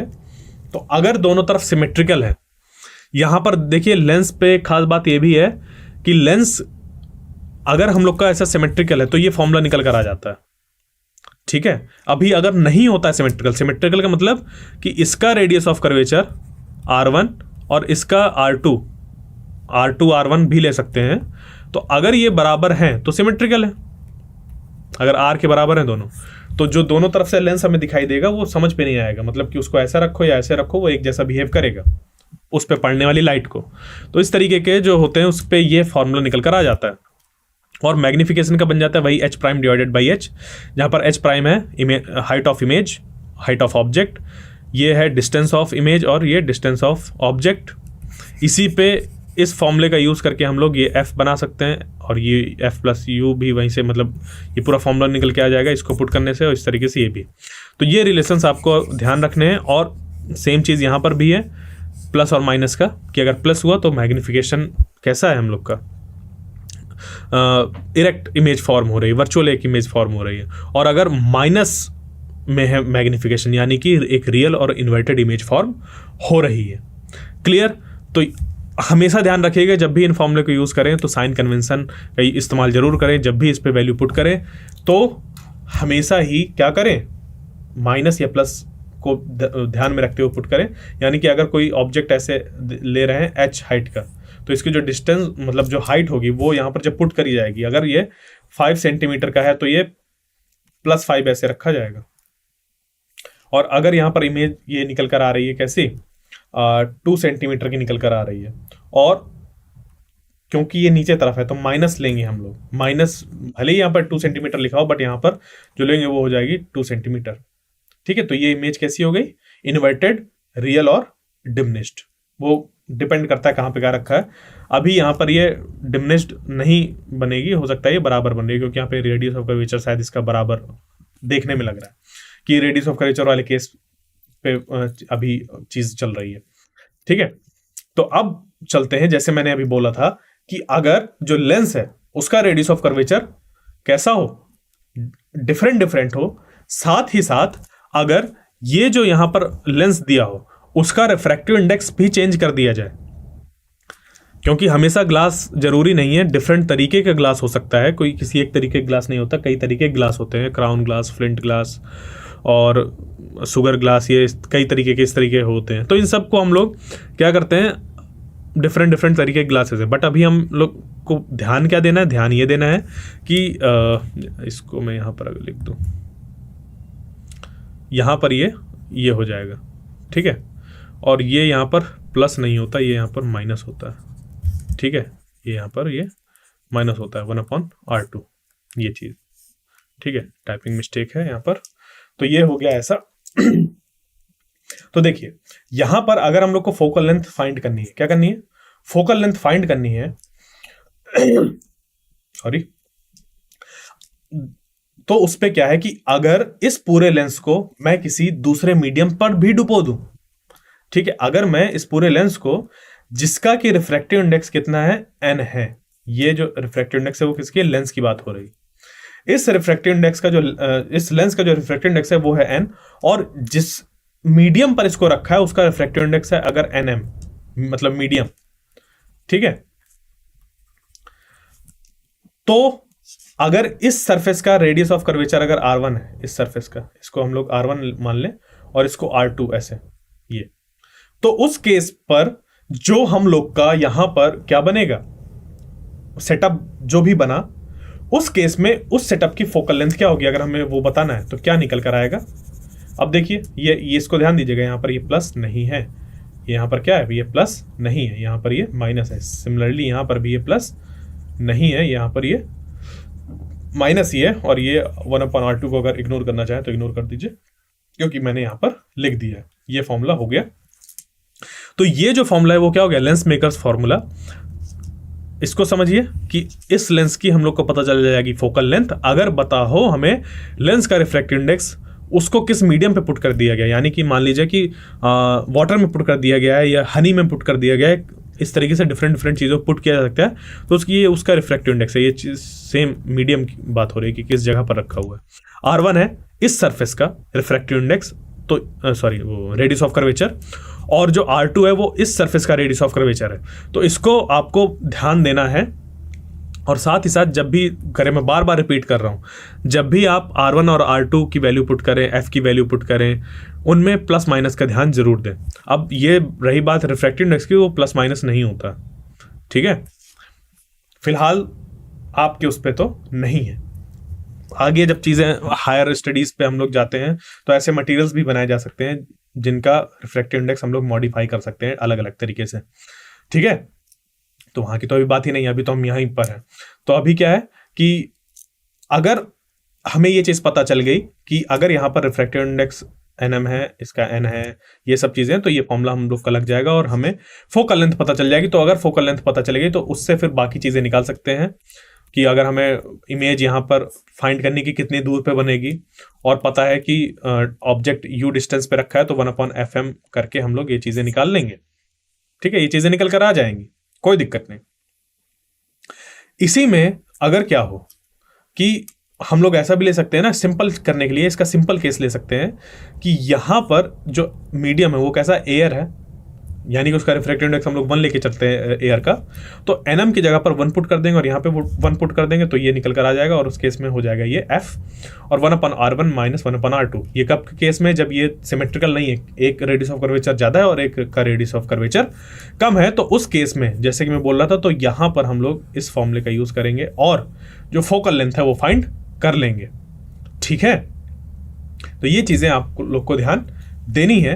और अगर अब इस पे 2 केसेस बनते हैं, दूसरा 2 केस ये बनते हैं। पहला केस ये है कि अगर जो रिफ्रैक्टिव इंडेक्स है बाहर वाले मीडियम का, या फिर ये कह लीजिए कि रिफ्रैक्टिव इंडेक्स है जो ये लेंस का, वो कम है रिफ्रैक्टिव इंडेक्स ऑफ जो मीडियम है, तो अगर आप यहां पर कॉन्वेक्स लेंस रख रहे हैं तो वो बिहेव करेगा कॉनकेव लेंस की तरह।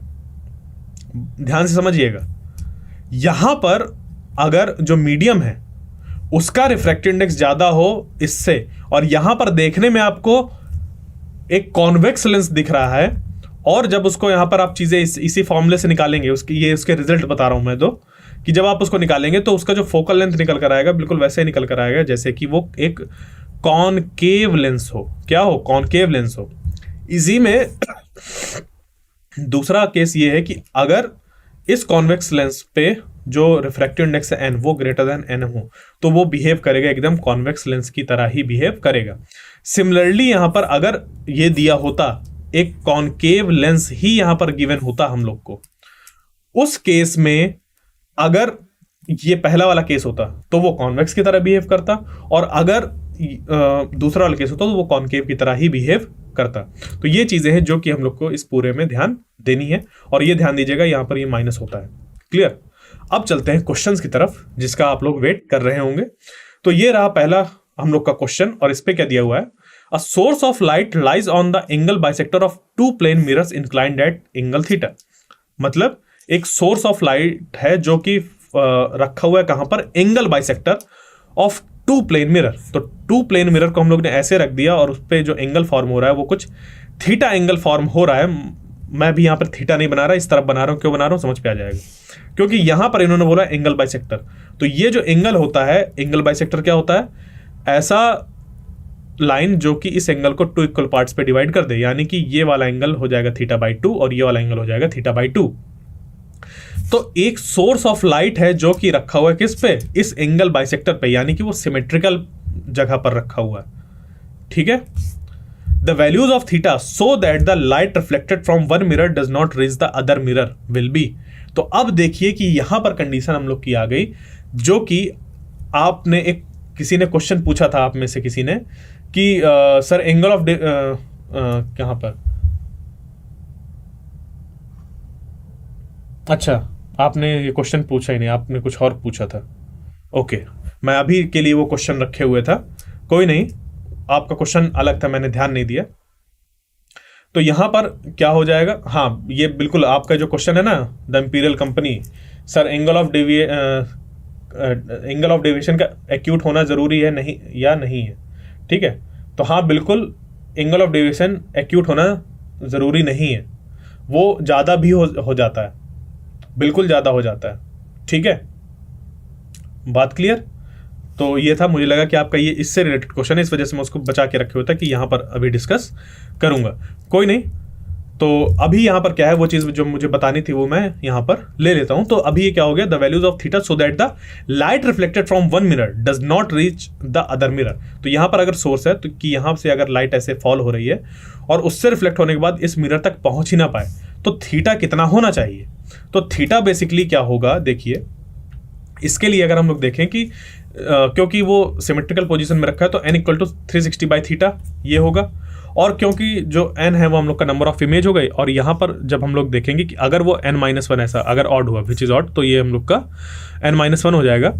फिर हम लोग को क्या देखना है कि अगर रिफ्लेक्शन टेक प्लेस होगा, अगर रिफ्लेक्शन होगा यानी कि जो नंबर ऑफ इमेजेस बनेंगी वो कितनी होंगी, 2 से ज़्यादा होंगी, क्योंकि 2 ऐसे मिरर रखे हुए हैं। और हम लोग को क्वेश्चन में पूछा गया था कि इमेज फॉर्म ना हो, यानी कि जो इस n की वैल्यू होनी चाहिए वो इस 2 से कम होनी चाहिए, यानी कि इस n की वैल्यू इस n-1 से कम होनी चाहिए। और ये चीज़ कहाँ से निकल के आई है, वो जो मैंने 4 केस बताए थे वहाँ से ये चीज़ निकल कर आई है। तो उनमें से हम लोग क्या ले लेंगे कि ये जो n निकाल लिया हम लोग ने 360 बाई थीटा, और क्योंकि हम लोग यहाँ पर निकल कर आएगा ऑड, क्योंकि 2 से छोटी लेनी है हम लोग को, वो ऑड निकल कर आएगा, तो वो हो जाएगा कितना, n-1, ठीक है। और यहाँ पर ये हो गया क्या, वो कम होना चाहिए 2 से कम।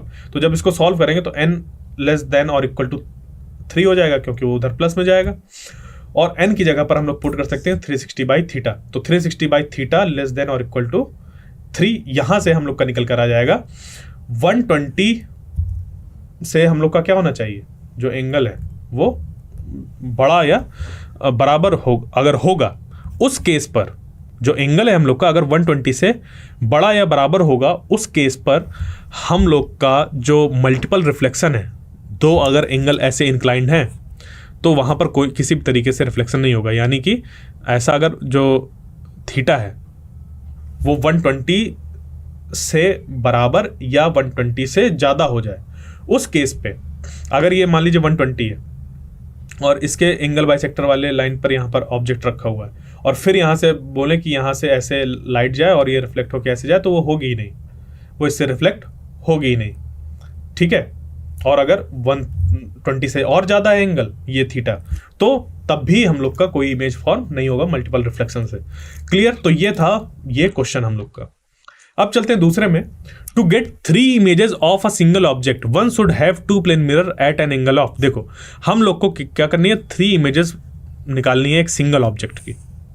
तो हम लोग को क्या करना है, बताना है कि 2 प्लेन मिरर के बीच में कितना एंगल हम लोग को रखना होगा। तो सिंपल से हम लोग वही जो हम लोग का इक्वेशन थी नंबर ऑफ इमेजेस निकालने के लिए, उसको हम लोग यूज करेंगे और ये कर लेंगे कुछ ऐसा, n is equal to 360 divided by theta minus 1, ठीक है।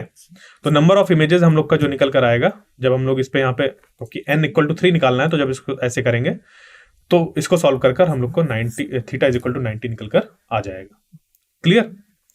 अब चलते हैं आगे और तीसरे क्वेश्चन पर चलते हैं। तो ये हम लोग का अगर एक बाई कॉन्वेक्स लेंस हो, ठीक है। अब biconvex lens of focal length f, biconvex मतलब दोनों तरफ कॉन्वेक्स सरफेस है।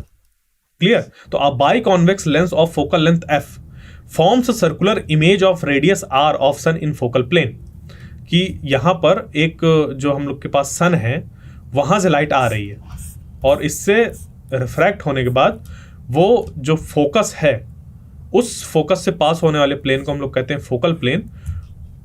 अगर यहाँ पर एक ऐसा प्रिंसिपल एक्सिस बना दूं तो इस पॉइंट से यहाँ पर जो ऐसा बन रहा है ये वाला फोकल प्लेन है, इस फोकल प्लेन पर ऐसे लाइट क्या हो रही है, फॉल हो रही है। और यहाँ पर क्या बना रही है, एक ऐसा सर्कल बना रही है, क्योंकि देखो जो ऑब्जेक्ट है हम लोग का वो क्या है, सन है। सन एक सर्कुलर डिस्क की तरह बिहेव होती है और उसका जो इमेज हम लोग को यहाँ पर बनेगा वो स्क्रीन पर एक सर्कल की तरह ही इमेज बनेगा, क्योंकि इमेज जो होगी इनफाइनाइट पे क्योंकि ऑब्जेक्ट रखा है तो एक डिमिनिश्ड इमेज बनेगी। क्लियर। तो देन फिर क्या है, circular image of radius r of sun in focal plane, then which option is correct. तो इनमें से कौन सा ऑप्शन करेक्ट होगा। अब देखो पाई r स्क्वायर जो होगा वो प्रोपोर्शनल टू f होगा, मतलब कि ये यहाँ पर ये जो सर्कल बन रहा है वो उसका एरिया बढ़ता जाएगा अगर हम लोग का जो फोकल लेंथ है वो बढ़ता जाए, या फिर फोकल लेंथ का स्क्वायर बढ़ता जाए तो हम लोग का ये जो पाई आर स्क्वायर है वो बढ़ता जाएगा। तो क्या रिलेशन है इस पे, अगर हम लोग को इसको देखना है तो कुछ इसको हमें ऐसे देखना होगा। देखिए कि अगर हम लोग ने माना कि जो लाइट आ रही है कुछ ऐसी आ रही है और यहाँ पर एक आर रेडियस बना रही हो कि यहाँ पे आर रेडियस से एक ऐसा एक डिस्क बनेगी इस प्लेन पे, ठीक है, इस प्लेन पे ऐसे डिस्क बनेगी। तो ये जो बन रही है डिस्क उसका वो एक सर्कल बनेगा मतलब। तो यहाँ पर ये जो रेडियस होगा उसका वो अगर आर है तो देखिए यहाँ पर आप लगाएंगे कि यहाँ से इसका जो फोकल लेंथ है, अब देखिए यहाँ पे जो लेंस होते हैं वो थिक लेंस लेके चलते हैं हम लोग ज़्यादातर, ठीक है। जो भी है 12th क्लास में या जेई मेन में जो भी लेंस आते हैं वो हम लोग के थिन लेंस आते हैं। जब लेंस थिक हो जाते हैं, थिक की कैटेगरी में आ जाते हैं, तो जो भी अभी तक हम लोग का फॉर्मुलेशन है उसको थोड़ा सा चेंज करना होता है। तो कभी भी लेंस अगर ऐसा बना हो और लाइट कहीं और से पास होती हुई दिख रही है तो आप उसको थिन लेंस ही मान के कंसीडर करेंगे, क्योंकि आपके सिलेबस में कोई दूसरा है ही नहीं, ठीक है। तो यहाँ से क्या हो गया, ये ऐसा, ये लेंथ हो गई हम लोग की एफ, बेसिकली हम लोग यहाँ से मानते हैं, बट इसको भी एफ को भी अलग तरीके से डिफाइन किया जाता है। बट आपके लिए मैं बता रहा हूँ कि जो आपकी रिक्वायरमेंट है उस पर आप मान सकते हैं कि यहाँ से ऐसे ये डिस्टेंस हो गई, ये एफ, यहाँ पर ऑप्टिकल सेंटर मानते हैं और ऑप्टिकल सेंटर से ये पास होते हुए जाएगी, ठीक है। ऐसे कुछ इस तरीके से, ये हो सकता है कि थोड़ा बनाने में गड़बड़ हो गई हो तो इसको सुधार लेते हैं, क्या प्रॉब्लम है। यहाँ से ये ऐसे ऑप्टिकल सेंटर से पास होती हुई ऐसे चली गई, ठीक है। तो बेसिकली ये था कि आपको ये नहीं कंसिडर करना कि अरे ये कैसे बना हुआ है, आपको थोड़ा सा उसको समझ लेना है कि क्या होगा। तो ये हो गया रेड कलर से जैसे बनाया, ये हो गया एफ, ये एंगल हो गया थीटा, ये वाला ये एंगल हो गया थीटा और ये हो गया आर। तो अगर मैं इस पे रिलेशन निकालूं तो आर इज इक्वल टू निकल कर आ जाएगा एफ टैन थीटा। कैसे, देखो ये एक ट्राइंगल फॉर्म हो रहा है, ये हो गया क्योंकि एंगल इधर है तो ये हो गया परपेंडिकुलर और ये हो गया बेस, और जो टैन थीटा होता है वो होता है आर बाई एफ। तो आर इज इक्वल टू हो गया एफ टैन थीटा। तो आर जो हो गया, अगर टैन थीटा हम लोग कांस्टेंट माने तो वो हो गया प्रोपोर्शनल टू एफ, यानी कि आर स्क्वायर अगर हम लोग को प्रोपोर्शनल देखना है तो वो हो जाएगा एफ स्क्वायर के। अब क्योंकि पाई है तो सिर्फ पाई एक कांस्टेंट है तो उसको भी कांस्टेंट पे ही ले जाएंगे, यानी कि R square proportional to F square हम लोग का बन जाएगा। तो अगर हम लोग यहाँ पर जो कांस्टेंट होगा जिसको हटाने पर यहाँ पर प्रोपोर्शनलिटी साइन आता है, उससे निकालकर हम लोग यहाँ पर पाई पुट कर सकते हैं। तो हम लोग का ये वाला जो रिलेशन है सेकंड वाला वो करेक्ट हो जाएगा। क्लियर, आगे बढ़ते हैं क्वेश्चन नंबर 4 पे। A student measures the focal length of a convex lens by putting an object pin, एक पिन साइज ऑब्जेक्ट है, at a distance u from the lens and measuring the distance v of the image pin.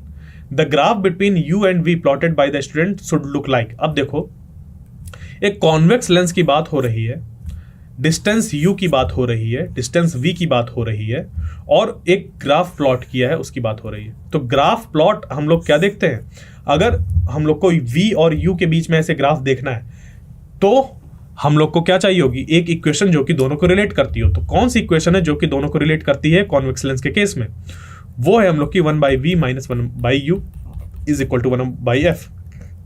हाँ या ना, ये होता है, ठीक है, जिसको कि हम लोग क्या कहते हैं, लेंस फॉर्मूला कहते हैं। ये लेंस मेकर्स फॉर्मूला नहीं, लेंस फॉर्मूला, ये लेंस मेकर्स फॉर्मूला से ही चीजें निकल कर आती है, बट अभी क्या है, ये लेंस फॉर्मूला है ये। तो ये हो गया। अब ये जो है फॉर्मूला, अब ये इक्वेशन जो बनती है वो एक्चुअली बनती है हाइपरबोला की। किसकी बनती है, हाइपरबोला की। तो यहां पर जो ऑप्शन करेक्ट हो जाएगा हम लोग का, कि अगर बात करें, क्योंकि ये इक्वेशन ऐसी है तो एक रेक्टेंगुलर हाइपरबोला होगा और हम लोग का ये वाला ऑप्शन करेक्ट हो जाएगा, ठीक है। ये क्लियर। अब चलते हैं आगे, क्योंकि हम लोग को बी और यू पे देखना था। अब चलते हैं आगे और देखते हैं इस पे कि क्वेश्चन नंबर 5 पे, an object approaches a convergent lens. Convergent lens की बात हो रही है, यानी कि अगर कोई उस पर रे फॉल होगी तो वो क्या करेगा, कन्वर्ज करेगा। तो कन्वर्जिंग लेंस कौन कौन से होते हैं, कन्वर्जेंट लेंस कौन कौन से होते हैं, वो होते हैं कॉन्वेक्स लेंस। जितने भी होते हैं वो सारे हम लोग के कन्वर्जेंट लेंस होते हैं। अब वो अगर बाय कॉन्वेक्स है, यानी कि दोनों तरफ कॉन्वेक्स सरफेस है, प्लानो कॉन्वेक्स है, यानी कि एक तरफ प्लेन दूसरी तरफ कॉन्वेक्स है, तो वो सब कन्वर्जिंग लेंस पे आ जाएंगे। तो an object approaches a convergent lens from the left side of the lens. तो अगर लेफ्ट ऐसे बनाए और इसके लेफ्ट साइड की तरफ से एक आ रहा है with uniform speed with uniform speed 5 metre per second. And stops at the focus, और आके यहां पर जो फोकस है वो जाकर स्टॉप हो जाता है। तो द इमेज, तो इमेज के साथ क्या बिहेवियर होगा? The image moves away from the lens with uniform speed 5 metre per second. देखिए ये यहां पर ये प्लेन मिरर नहीं है, ये लेंस है पहली बात, और वो भी एक कैसा है, यहां पर एक इस तरीके का सरफेस है, कॉन्वेक्स। क्लियर? तो ये इसका जो बिहेवियर होता है वो होता है डिफरेंट, जैसे कि अभी हम लोग देख के आए हैं 1/v माइनस 1/u का जो रिलेशन होता है वो एक हाइपरबोला होता है, यानी कि इसका चेंज होने का रेट और इसके चेंज होने का रेट वो डिफरेंट होता है। v और u के चेंज होने का डिफरेंट रेट जो होता है डिफरेंट होता है। ठीक है, और अगर हम लोग v और u को डिस्टेंस बोल रहे हैं ऑब्जेक्ट्स की, और डिस्टेंस के चेंज होने का जो रेट होता है उसी को तो हम लोग वेलोसिटी कहते हैं, यानी कि जो इनकी वेलोसिटी होगी वो भी डिफरेंट होगी। तो इन्हीं चीजों को ध्यान में रखते हुए हमें क्या करना है, चीजें निकालनी है। तो इसको जब हम लोग निकालेंगे तो वो क्या निकल कर आएगा कि when object would approach the lens then image would move away from the lens. पहली बात तो ये कि अगर लेंस ऐसे बना दिए तो यहां पर जो हम लोग का जो ऑब्जेक्ट आ रहा है, जैसे जैसे पास आ रहा है वैसे वैसे यहाँ पर जो इमेज है वैसे वैसे वो दूर होती जाएगी।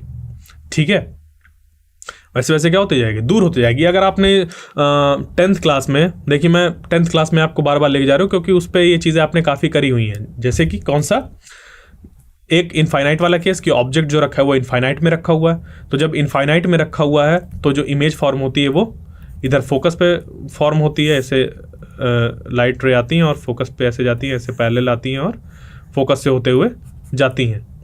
ठीक है, ऐसे बनती है इमेज, बनती है। क्लियर? तो अभी ऑब्जेक्ट इनफाइनाइट में था, वो आया सेंटर ऑफ कर्वेचर के पास। ठीक है, तो यहां पर भी वो सेंटर ऑफ कर्वेचर के पास इमेज आ जाती है, और जैसे ही सेंटर ऑफ कर्वेचर से यहाँ ये पास आता है तो इधर सेंटर ऑफ कर्वेचर जो होगा और जो फोकल लेंथ है उसके बीच में इमेज अब हम लोग की ये सेंटर ऑफ कर्वेचर से पीछे निकल जाएगी, क्योंकि ये अब सेंटर ऑफ कर्वेचर और फोकल लेंथ के बीच में इधर आ गया। तो इधर जब ऑब्जेक्ट आ जाता है तो इधर वाली जो इमेज होती है सेंटर ऑफ कर्वेचर के पीछे चली जाती है। और अब जैसे ही ये ऑब्जेक्ट फोकल पॉइंट पर आएगा तो ये ऑब्जेक्ट जो कि सेंटर ऑफ कर्वेचर के पीछे थी, इमेज जो सेंटर ऑफ कर्वेचर के पीछे थी, वो इनफाइनाइट पे निकल जाएगी। यानी कि इमेज के मूव होने का जो रेट है, यानी कि इमेज की डिस्टेंस चेंज होने का जो रेट है और जो ऑब्जेक्ट की डिस्टेंस होने का रेट है वो डिफरेंट होता है। ठीक है, यही चीज़ है।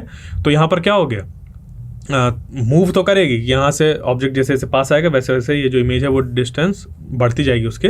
तो then image would move away from the lens with non uniform acceleration. Non uniform मतलब जो रेट है वो चेंज होगा।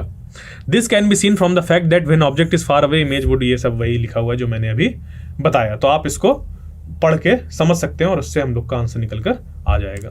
तो अब ये थे कुछ क्वेश्चन जो कि मैंने अभी आपको सॉल्व कराए हैं। मैं अब आपको दे रहा हूं कुछ क्वेश्चंस जो कि आप अपने घर से सॉल्व करके लाएंगे। एक क्वेश्चन रहा ये, दूसरा ये, ठीक है, तीसरा ये, चौथा ये और पांचवा ये। ठीक है, तो आपको अगर किसी भी तरीके का डाउट हो पढ़ते वक्त तो आप साथी ऐप के क्वेरी सेक्शन पे जाके वहां पे अपने डाउट्स पूछ सकते हैं। कोई क्वेश्चन सॉल्व ना हो रहा हो या कोई कॉन्सेप्ट समझ पे नहीं आ रहा हो तो आप वहां पे मेंशन करिए कि मुझे ये कॉन्सेप्ट समझ पर नहीं आ रहा है, तो उसके ऊपर एक डेडिकेटेड वीडियो बनाकर आपको समझाया जाएगा। और साथ ही साथ वहां पे अगर डायरेक्ट आपको लिख कर बताया जा सकेगा तो वहां पर सीधे बता दिया जाएगा। तो इस तरीके से जो साथी ऐप है उसका आप यूज़ करिए। और जैसे नीचे लिंक आ रही है jetest.tutor.ai, वहाँ पर जाकर आप मॉक टेस्ट दे सकते हैं जो कि पहले से प्रिपेयर्ड है। बिल्कुल वैसा ही उनका जो लेवल है वो बिल्कुल उसी लेवल का है जो कि जेई मेन का होता है। क्लियर? क्योंकि उस पर क्वेश्चंस जो हैं वो जेई मेंस के ही हैं। वहाँ पर आप लोग बिल्कुल एग्जैक्टली वैसे ही दे सकते हैं मॉक टेस्ट जैसे कि आपको देखने को मिलेगा एक एक्चुअल क्वेश्चन पेपर जब आप एग्जामिनेशन देने जाएंगे। ठीक है, तो आई होप आपको ये जो सेशन था वो पसंद आया होगा।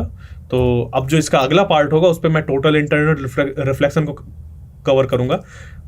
नहीं कवर किया है, रीज़न उसका ये है आज क्योंकि चीज़ों को मैं इस तरीके से कर रहा हूँ कि जो इंपॉर्टेंट है वो पहले हम लोग लें जिससे क्वेश्चन आते हैं, फिर धीरे धीरे करते हुए हम लोग आगे बढ़ते जाएंगे, प्रायोरिटी हम लोग की डिक्रीज होती जाएगी। ठीक है, तो तब तक के लिए थैंक यू। जब तक हम लोग नेक्स्ट सेशन में मिलेंगे।